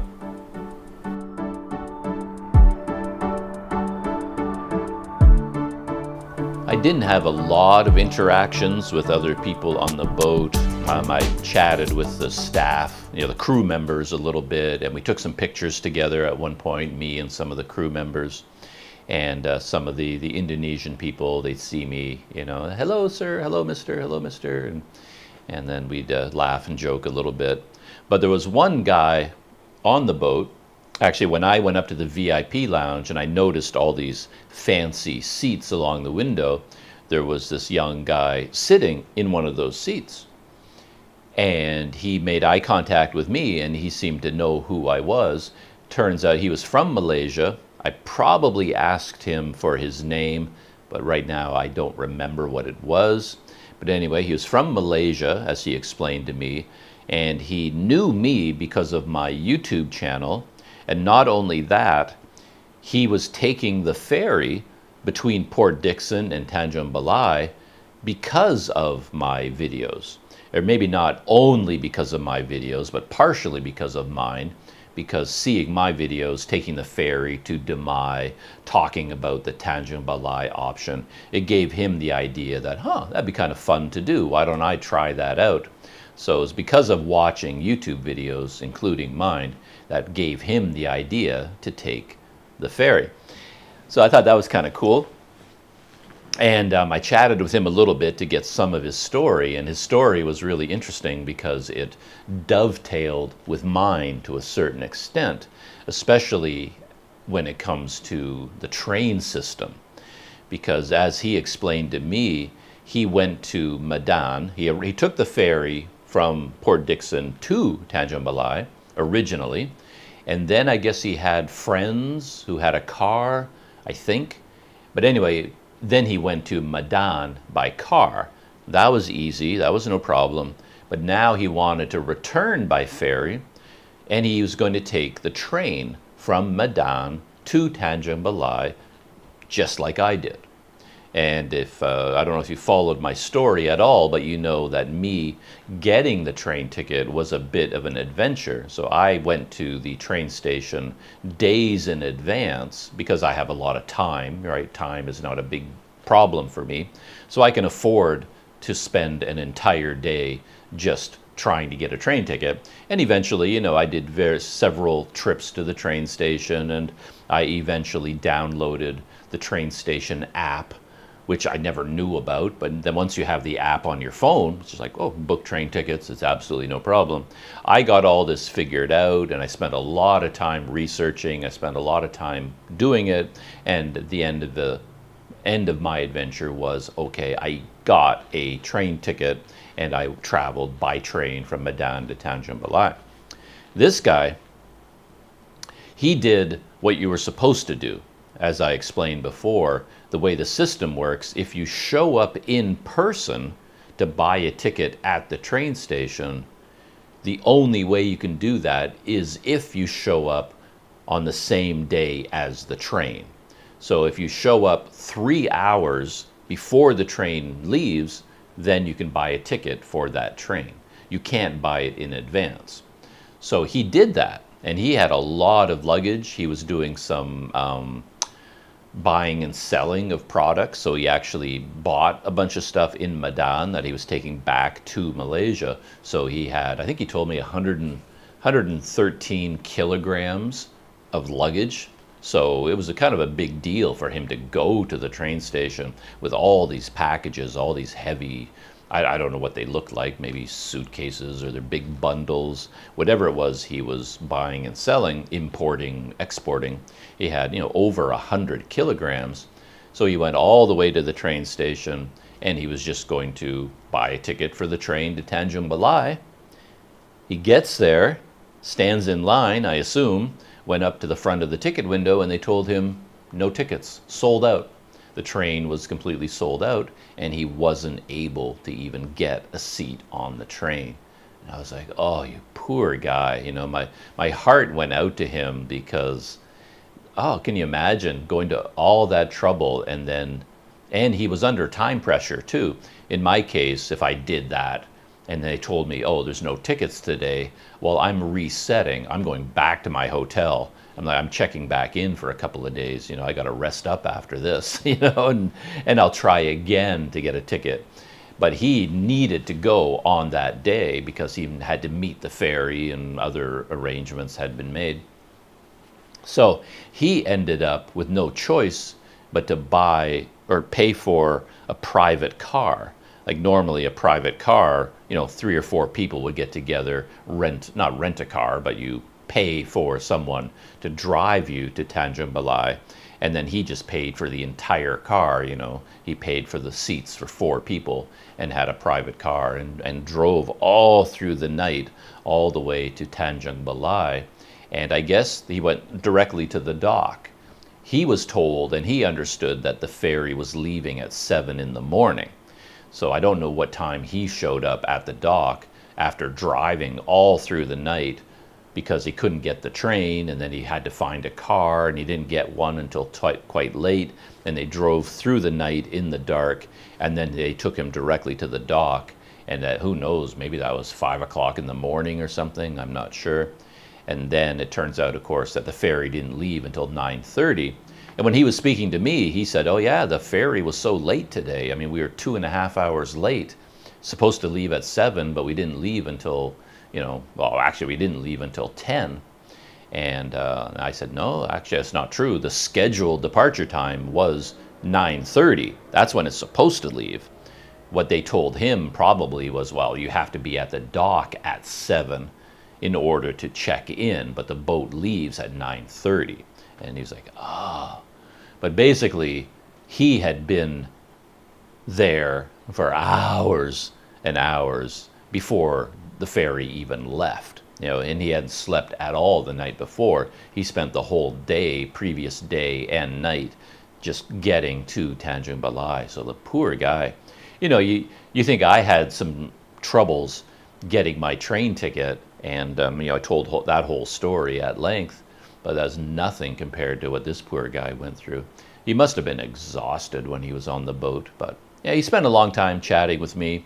We went out on deck and we're looking at all the boats, all the interesting fishing boats and the fishing villages, and chatting about everything that we're seeing. Yeah, very, very nice guy, very pleasant conversation. And then eventually, of course, I think he ran out of energy and he was in his seat and he took like a 3, 4, 5 hour power nap, between Tanjung Balai and Port Dickson. But yeah, in terms of my interactions with people on the boat, it was mainly with him, chatting with him from time to time, and then a couple of photo sessions with some people. But yeah, that was pretty much it.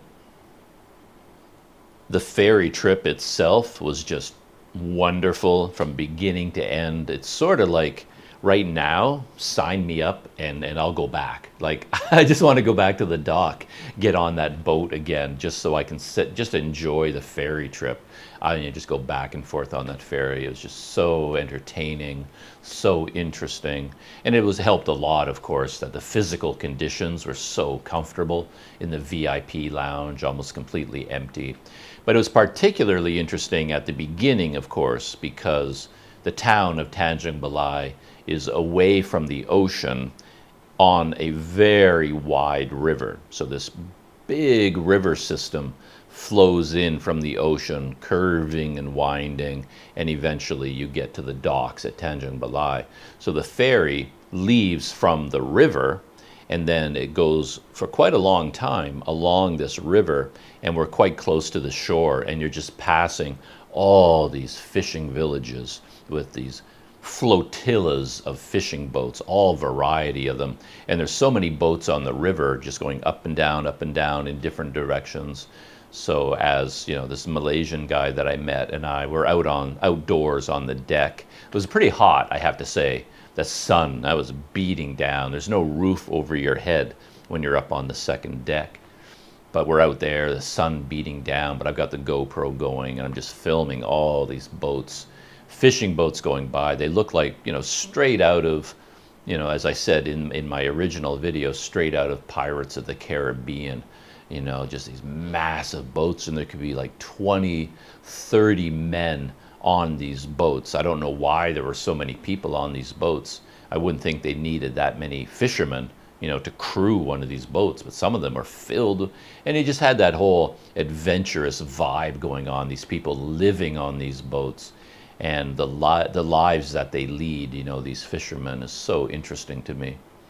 So yeah, it was a lot of fun just to go up the whole river, looking at the shoreline. I kept thinking I wish I had my Olympus camera because I've got a little bit of a zoom lens on there, but I packed my Olympus camera in my backpack, so I didn't have it with me in my knapsack, so I could only use my GoPro, you know, to take a video.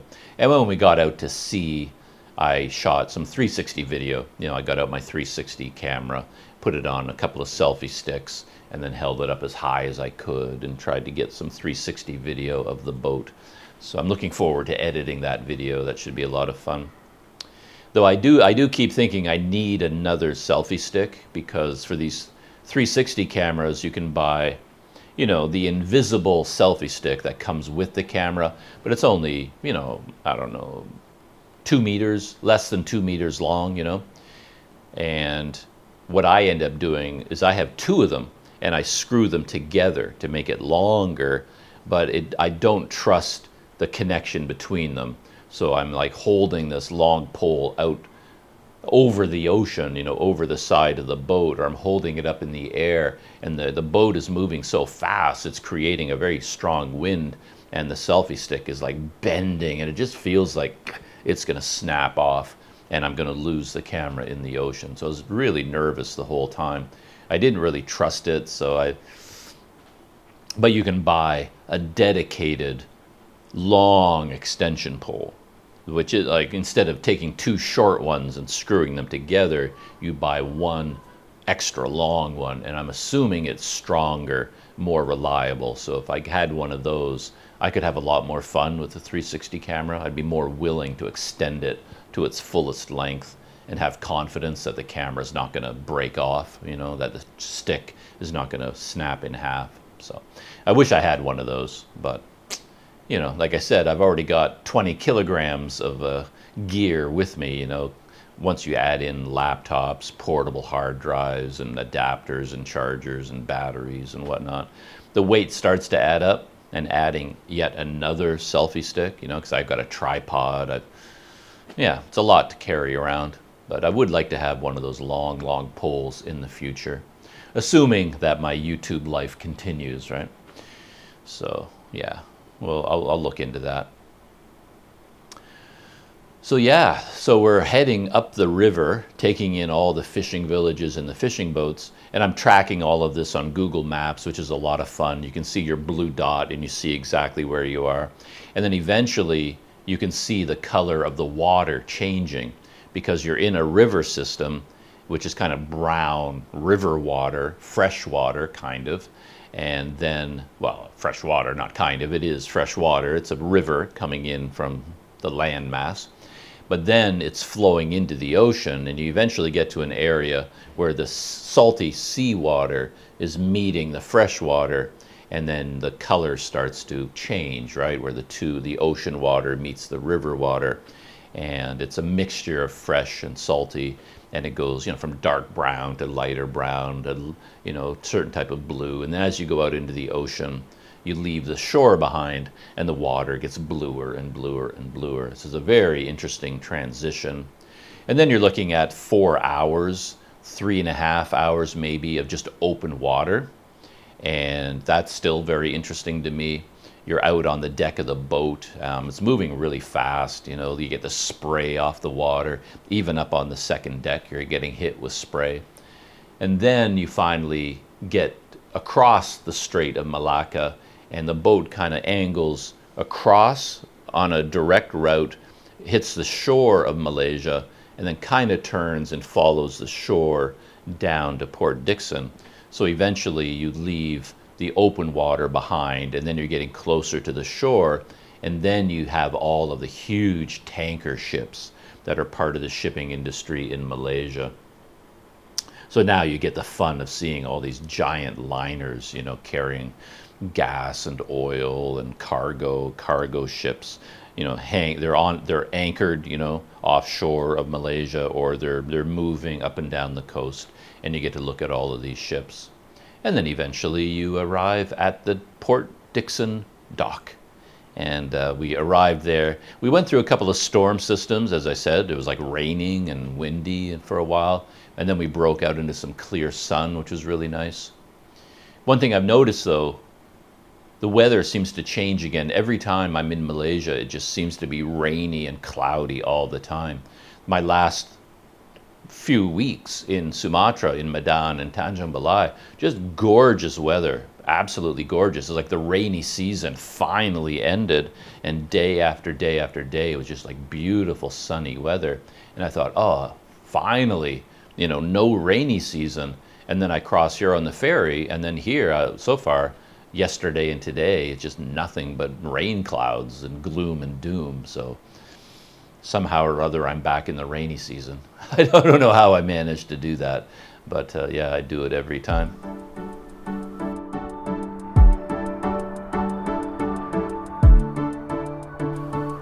Final part of my story, behind the scenes of my journey by ferry. The last time I did this trip, I came from Dumai by ferry, and I was down in economy. Oddly enough, every other time I bought a ferry ticket, the option of VIP seating never came up. I mean, it was never mentioned. And when you go to their website, they don't mention it either. You go to the Indomal website and you look at their schedule, you pick what route you want to take, on what date, it tells you the price. It's just, that's all there is. And then when you go up to the window to pay for the ticket, you know, you pay for it, you get your ticket, and you're all done. At no point did anyone ever say to me, oh, would you like the VIP ticket? And on their website, the official ticket buying website, the VIP option isn't there either. So I never got a VIP ticket. I never knew anything about it. I barely knew it was an option. So this is the first time. So it turns out another benefit to being a VIP is that you get to leave the boat first. Because when I came from Dumai, I remember the boat docked. You know, we got there much quicker than I expected. It was a much quicker journey from Dumai to Port Dickson. From Tanjung Balai is a lot farther, it takes a lot longer. But yeah, we pulled in at the dock, and I was like, wow, from Dumai, I mean. It's like, man, we got here so early, this is amazing. And yet, then we sat on the boat for over an hour before I could even get off the boat. So even though we arrived already, I still had to sit on the boat for over an hour until I was allowed to get off the boat. But now that I was a VIP, it went much, much faster because VIPs get to get off first before everybody in economy is allowed off. So there was some stuff going on about the disembarking, is that a word? Getting off the boat, because we're up there in the VIP section, and then I'm waiting for the signal that, okay, now we can go down the stairs and go off the boat. But then out of nowhere, a bunch of people came up to our section. And I'm reading between the lines here, but I'm pretty sure these were workers. Like, these are, you know, a group of men, I don't know, maybe 15 of them, from Indonesia, from Sumatra, and they have been, you know, they've gotten a job in Malaysia through some sort of a work agency, and they are being processed. But they get set aside as a group. And then for some reason, I saw this before, that when we arrived at Port Dickson, this group of like 15 workers, they were told to go up into the VIP area as a group, and then they were all kind of funneled. Okay, you guys all sit over here. They basically segregated them in a different group, but rather than keeping them on the economy level, when we arrived, they brought them up to the VIP area and put them there to wait until, I guess, they're going to be processed as a group. You know, their paperwork and their documents and their work visas would be a little bit more of an involved process. But I just don't understand why they would bring them up to VIP and keep them there. It's just like a logistical detail. I was wondering, like, why would you do that? Doesn't matter, but I was curious about that. But even ultimately, in a very short time, you know, we got the signal, you know, VIP. We heard someone from down below, VIP, VIP, you know. And everybody on a bunch of them have already gone down the stairs and were waiting, and we were allowed to go down. And then when I went through immigration, I had my official flight already booked. And so, you know, I had everything ready to go. I had I filled out the Malaysian arrival card in advance. And when you do that, you end up downloading a copy of it. So I had a copy of it open on my phone. I had the Air Asia app open on my phone to show my confirmed flight out of Malaysia. You may come, but you may go. You may come, but you must also go. And I was going to show them that I will also go. I had all that ready to go, and I had my visa on arrival, not my visa on arrival, my arrival card all ready to show them. But I'd never done this before. I'd never had this online arrival card. It's a new system in Malaysia. I didn't know what was involved. So when I was called up to the immigration desk, I thought it would be complicated, because a rule of thumb is if you go in and out by boat, they're going to take a harder look at you than if you go through an airport, because normal people fly. If you're coming into our country by boat, it's like, what are you hiding? Like, what are you running from? Are you Jason Bourne or something? Like, are you trying to sneak in and out of our country through the docks? You know, you just have that feeling that they're going to take a harder look at you. And you're generally the only, you know, Western foreigner that looks like me on the boat that day. So if immigration has time on their hands, they have a lot of time to focus on you. Like, you go to the airport, you're standing in a lineup with hundreds and hundreds of foreign visitors, tourists from all over Europe and Canada, the United States, Japan, Korea, you know, thousands of tourists flowing through the airport every day. You're just one of many. Sort of like if you think of any nature show from Africa, right? The lions attack the herd of antelope. You know, if the herd stays together in a group, individuals are safe. But if you separate from the group, you know, the lions get you. And the logic holds true if you go through a ferry dock, you know, by boat as well. You separated from your herd. I'm no longer among my kind, and I'm there all by myself. And immigration, you know, they're like, they see you. And if they are the lions in this metaphor, they're going to hunt me down. So they'll take a harder look at you because you stand out, you're so visible, and you're all by yourself.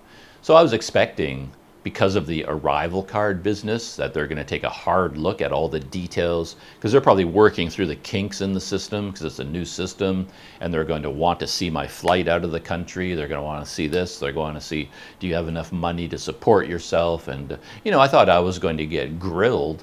But it was one of the easiest interactions I've had with an immigration officer I've ever had. It was it was very, very smooth.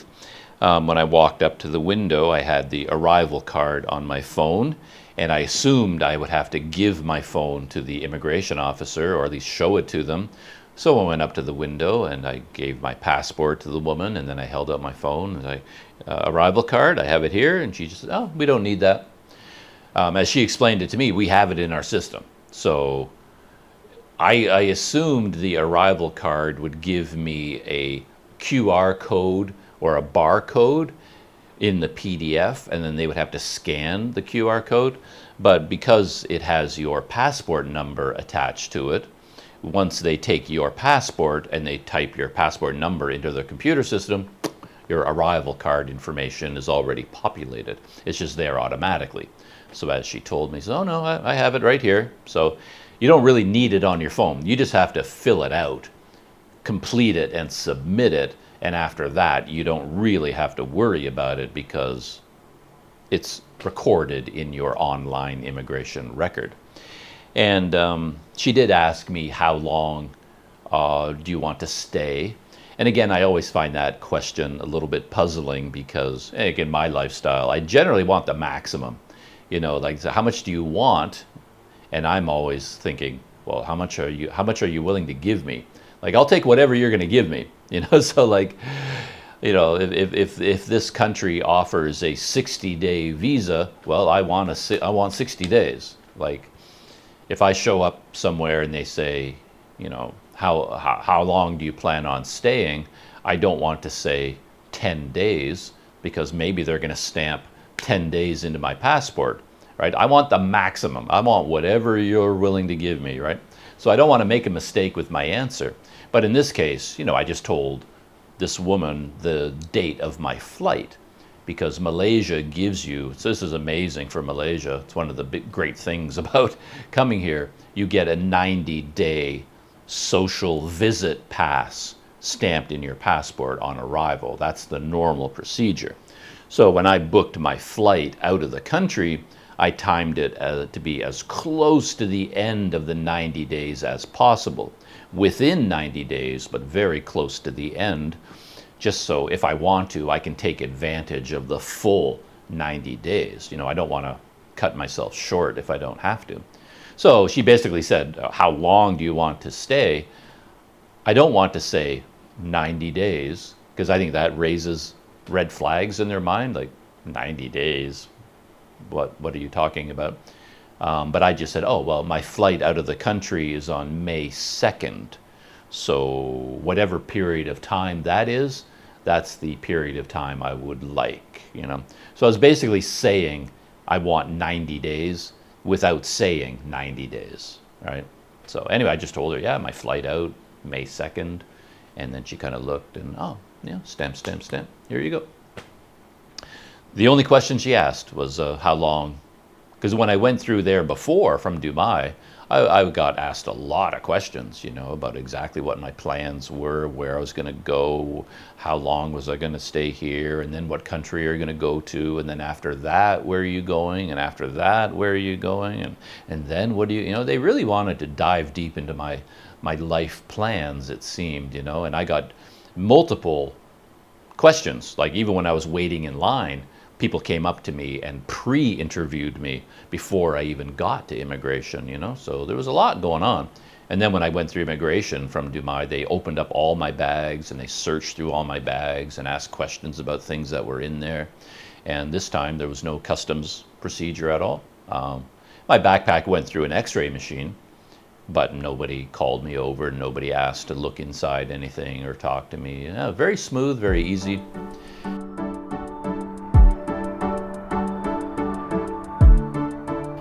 And then I guess that's pretty much the end of my story, except, yeah, I had a booking here at the Seafront Hotel. And actually I want to find out how far away it is from the dock exactly, because I just walked. I had my backpack, so yeah, once I came out of the dock building, I just put on my backpack and then I walked down the highway to here.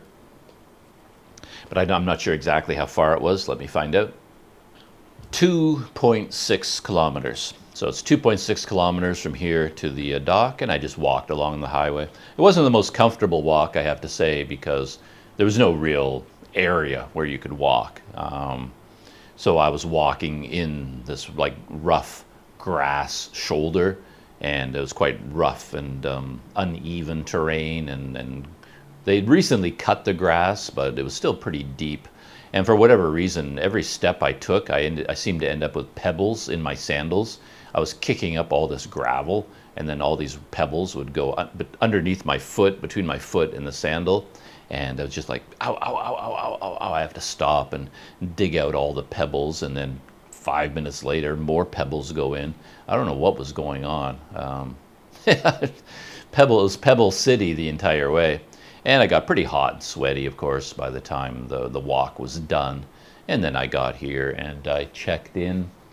Checking in and being here didn't work out exactly the way I wanted it to, because I stayed here before and I have very fond memories of this hotel, and I got to know the staff quite well. We had a bit of a social relationship. And so, of course, in my mind, I was thinking it's going to be like a homecoming, right? I'll walk through the front door and it'll be, Mr. Douglas, welcome back. And everything was going to be smooth sailing. Everything's going to be organizing. There are going to be no issues. But I walked through the door and there was somebody brand new behind the desk. He may have been here before, this guy. He might have been a cleaner or something, but I don't know. I don't think I've seen him before. But anyway, I'd never had to deal with him behind the desk before. And so it was a brand new guy, of course, who didn't know me, he kind of knew I was coming, but we'd never had any dealings before, and he didn't speak any English at all. And now we had to go through all of the formalities, and it was just awkward. It was just like we couldn't figure. I just assumed it would be so easy. It would be like, oh, Mr. Douglas, welcome back. Here's the key to your room, sir. Enjoy. You know, I was hoping for this smooth thing.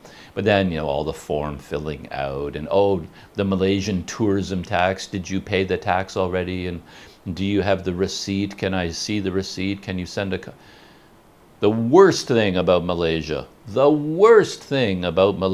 from a point of view of a visitor, I'm here to tell you, is that ridiculous Malaysian tourism tax that you have to pay through the hotel, 10 ringgit per day, that the hotel has to collect from you. It's just such a pain in the butt.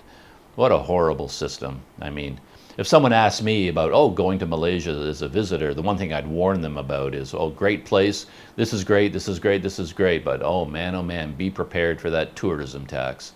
Because it's always the same thing. Nobody knows what's going on. It's something you have to talk about at length.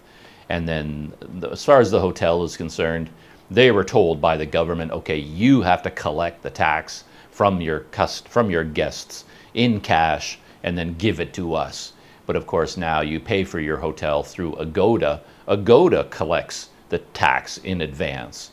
And then now you show up at the hotel and they're like, oh, no, you have to pay us. You don't pay Agoda. And like, well, I already paid the tax. Agoda took it. And like, well, you have to give it to us and maybe you can get a refund from Agoda. And says, no, there's no way that's going to happen, but I have the receipt. It's, oh, can you send us a copy of that receipt? And oh, what's your WhatsApp number? Can we connect? And just, you know, it turns your 2-minute check-in process into a 20-minute long discussion. It causes so many problems. Maybe it doesn't cause other people problems, like if you're staying at a 4-star hotel, maybe everything is just running smoothly. But when you're at a low-budget hotel, you know, adding 10 ringgit per night to your room rate is a significant increase. It's a lot of money to pay for a tourist tax. It puts Malaysia very, very high in the ranking of the countries of the world that have the highest tourism taxes. I mean, it's a lot of money by the time you pay 10 ringgit per day. If you stay for a long time, it's a lot of money. And then the hassle, the receipts, the proving you paid for it, the confusion about how you pay it. I don't know. Anyway, worst thing about Malaysia, the tourism tax. Yeah, and again, for some reason, you know, I was talking with this guy about the tourism tax, and he wanted to, you know, the receipt and whatnot, and I knew I had everything, and for some reason, I mean, sweat was just pouring off my face. My arms are like dripping. My shirt was soaked in sweat from, you know, the effort of walking here, and then, you know, I couldn't even see out of my glasses because they were so covered in sweat and I couldn't see anything. And I'm like, okay, let me find the tourism tax receipt for you. And I opened up my email account and I'm looking for the email that I got from Agoda so I can download the tourism tax receipt and send it to him. But for some reason I couldn't find it. I was going through my email account, going down and down and up, and I couldn't find, for whatever reason, I just couldn't find the one from Agoda for my hotel booking, because I did it quite a long time ago. I reserved this hotel a long time in advance. And then I finally turned to the guy, you know, I was like, listen, can I just go to my room right now? Like, give me a minute to unpack and take a quick shot. Let me dry off. I can't even think straight. I'm so tired. I'm so hot and sweaty. I can't see out of my glasses right now. Can we deal with this in a couple of minutes? Can I, you know, and I finally convinced him to let me go. And I had this one funny interaction with him I talked about in my original video, where I'm my own worst enemy sometimes.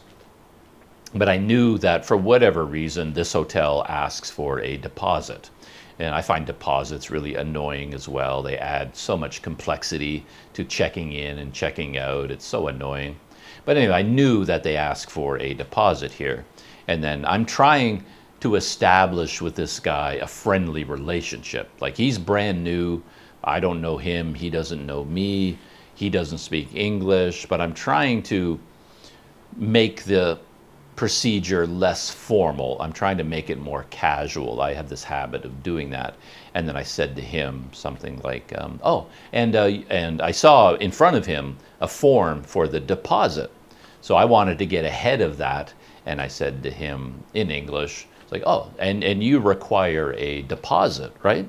I have to give you a deposit. And I was going to give him the 50 ringgit deposit. And then he looked at me and, what do you mean? I said, well, the deposit, like, I have to, you know, I'm just being casual. I'm just being chatty. And say, oh, I have to give you the deposit, right, as part of this check-in procedure. And I was going to get out the 50 ringgit and give it to him. But he had no idea what I was saying. He didn't understand a word or what I was talking about. And he was like, what do you mean? What do you mean? And he's looking around and he's looking at the phone, looking at the form, and he's didn't understand what I was getting at. So I finally said, oh, it's okay, forget it. Forget I said anything, you know, just forget it. Just, it's not important. Just continue with the check-in procedure. So he went back to his papers and he turned to me and he said, oh, so I need a deposit? I'm like, well, yeah, of course. That's what I've been talking about for the last 6 hours. Yes, that. Okay, forget it. Yes, deposit. Here's the 50 ringgit for the deposit. And it was even more confusing because when it came to the Malaysian tourism tax receipt, it turns out that half of his concern about it wasn't me giving him a copy of my receipt. He wasn't sure whether he had to give me a receipt, right? Because I finally got him to understand that, no, I don't pay you because I already paid the tax. When I booked the room through Agoda, the tourism tax is already included automatically in the payment. So I've already paid it and I have a receipt here, and normally I send it to you guys through WhatsApp.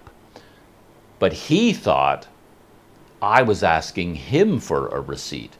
So he's like, so you need me to fill out a receipt for the tourism tax? And I was like, no, I don't need a receipt. I already have a receipt.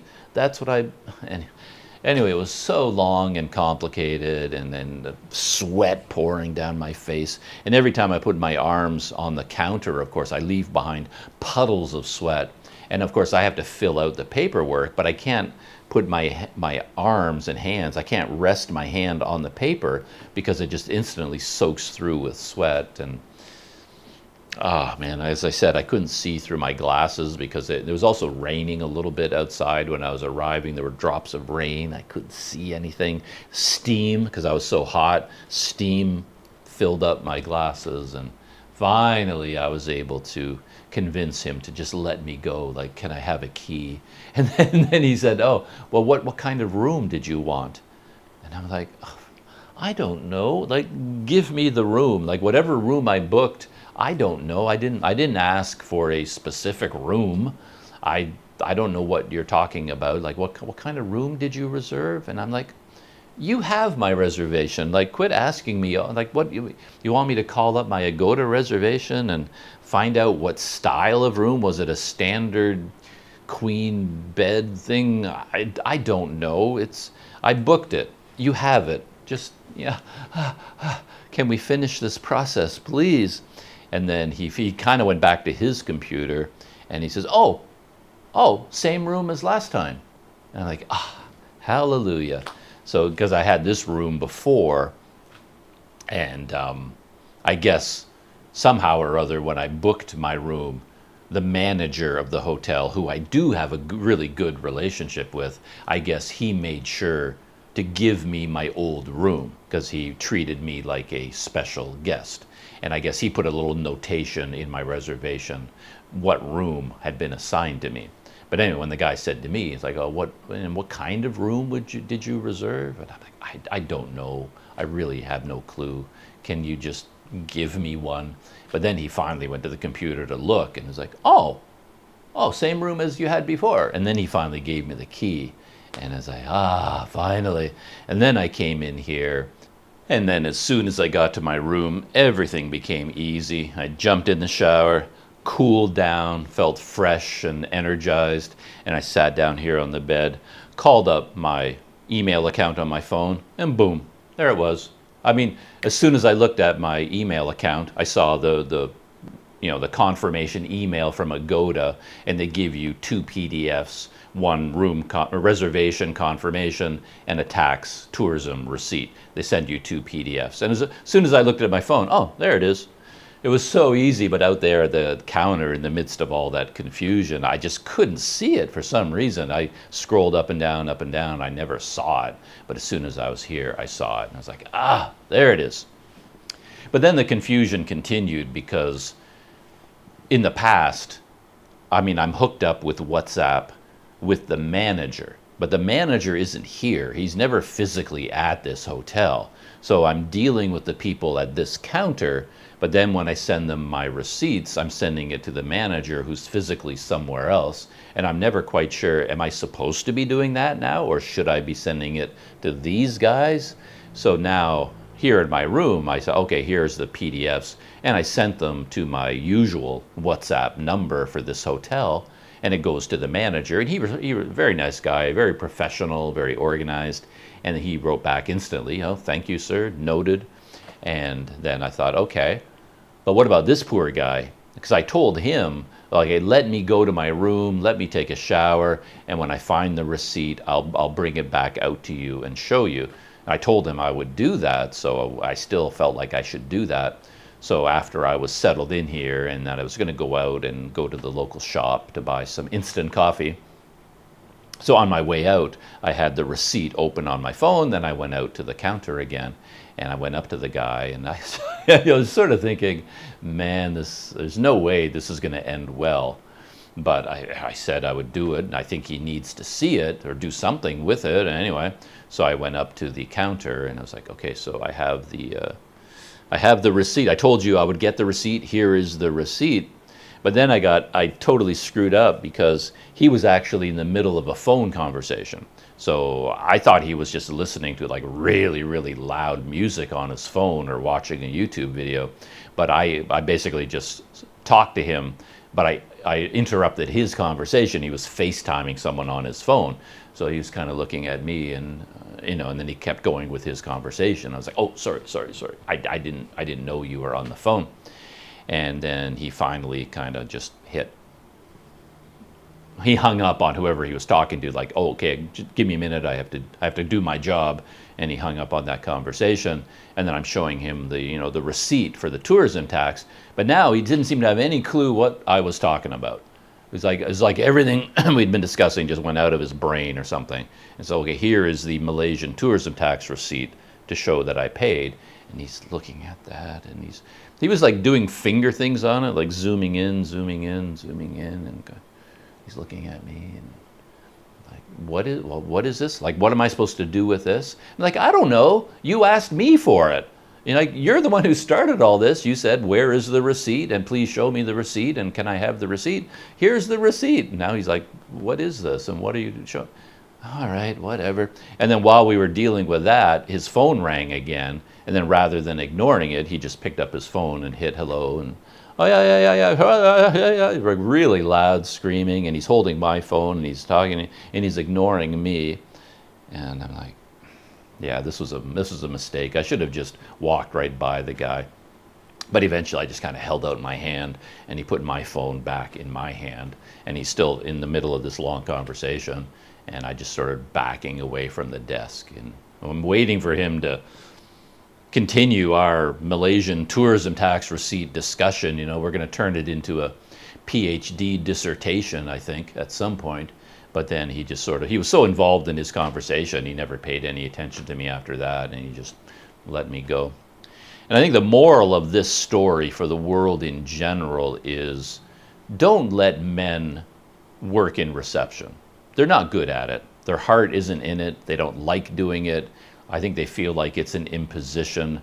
They seem like they think their job is to put their butt in that chair. And as long as they're sitting in that chair behind the desk, well, now they have a job at reception, but they spend all their time just talking with their friends on their phone. They don't actually do anything. I'm sure I'm being very unfair to tons of men out there who do very good work in customer service, but in my experience, it's not their forte. It's not built into their DNA or something. They just so yeah.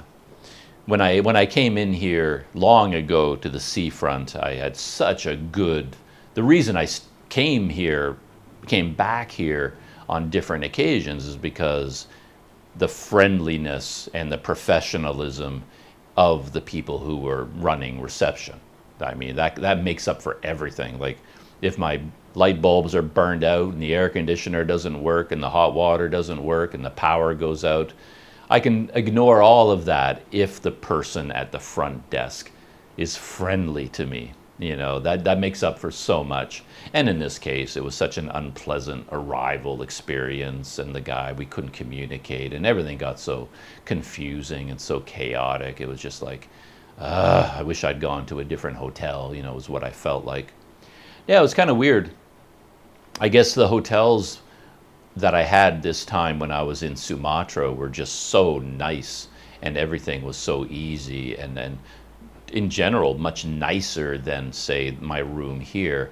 Now that, like, when I came back to Malaysia, you sort of feel like, in terms of the economy, you're stepping up in the world, that everything is going to be nicer and easier because you're going from the wilds of Sumatra to modern Malaysia. And yet my experience is often the opposite, and it's mainly to do with accommodation. That accommodation in Malaysia is a struggle, and yet in Sumatra it's just easy, and just it's fun and easy and comfortable. And I find accommodation here, this is at a low budget level, is what I'm talking about in particular. I'm sure for the average tourist who comes and stays at the Sheraton 4 or 5 star accommodation, yeah, all of that I'm sure is amazing. But in my world, you know, the low budget level, things are much more of a struggle and less satisfying in Malaysia for me than in Sumatra. You know, it's much nicer there from that point of view.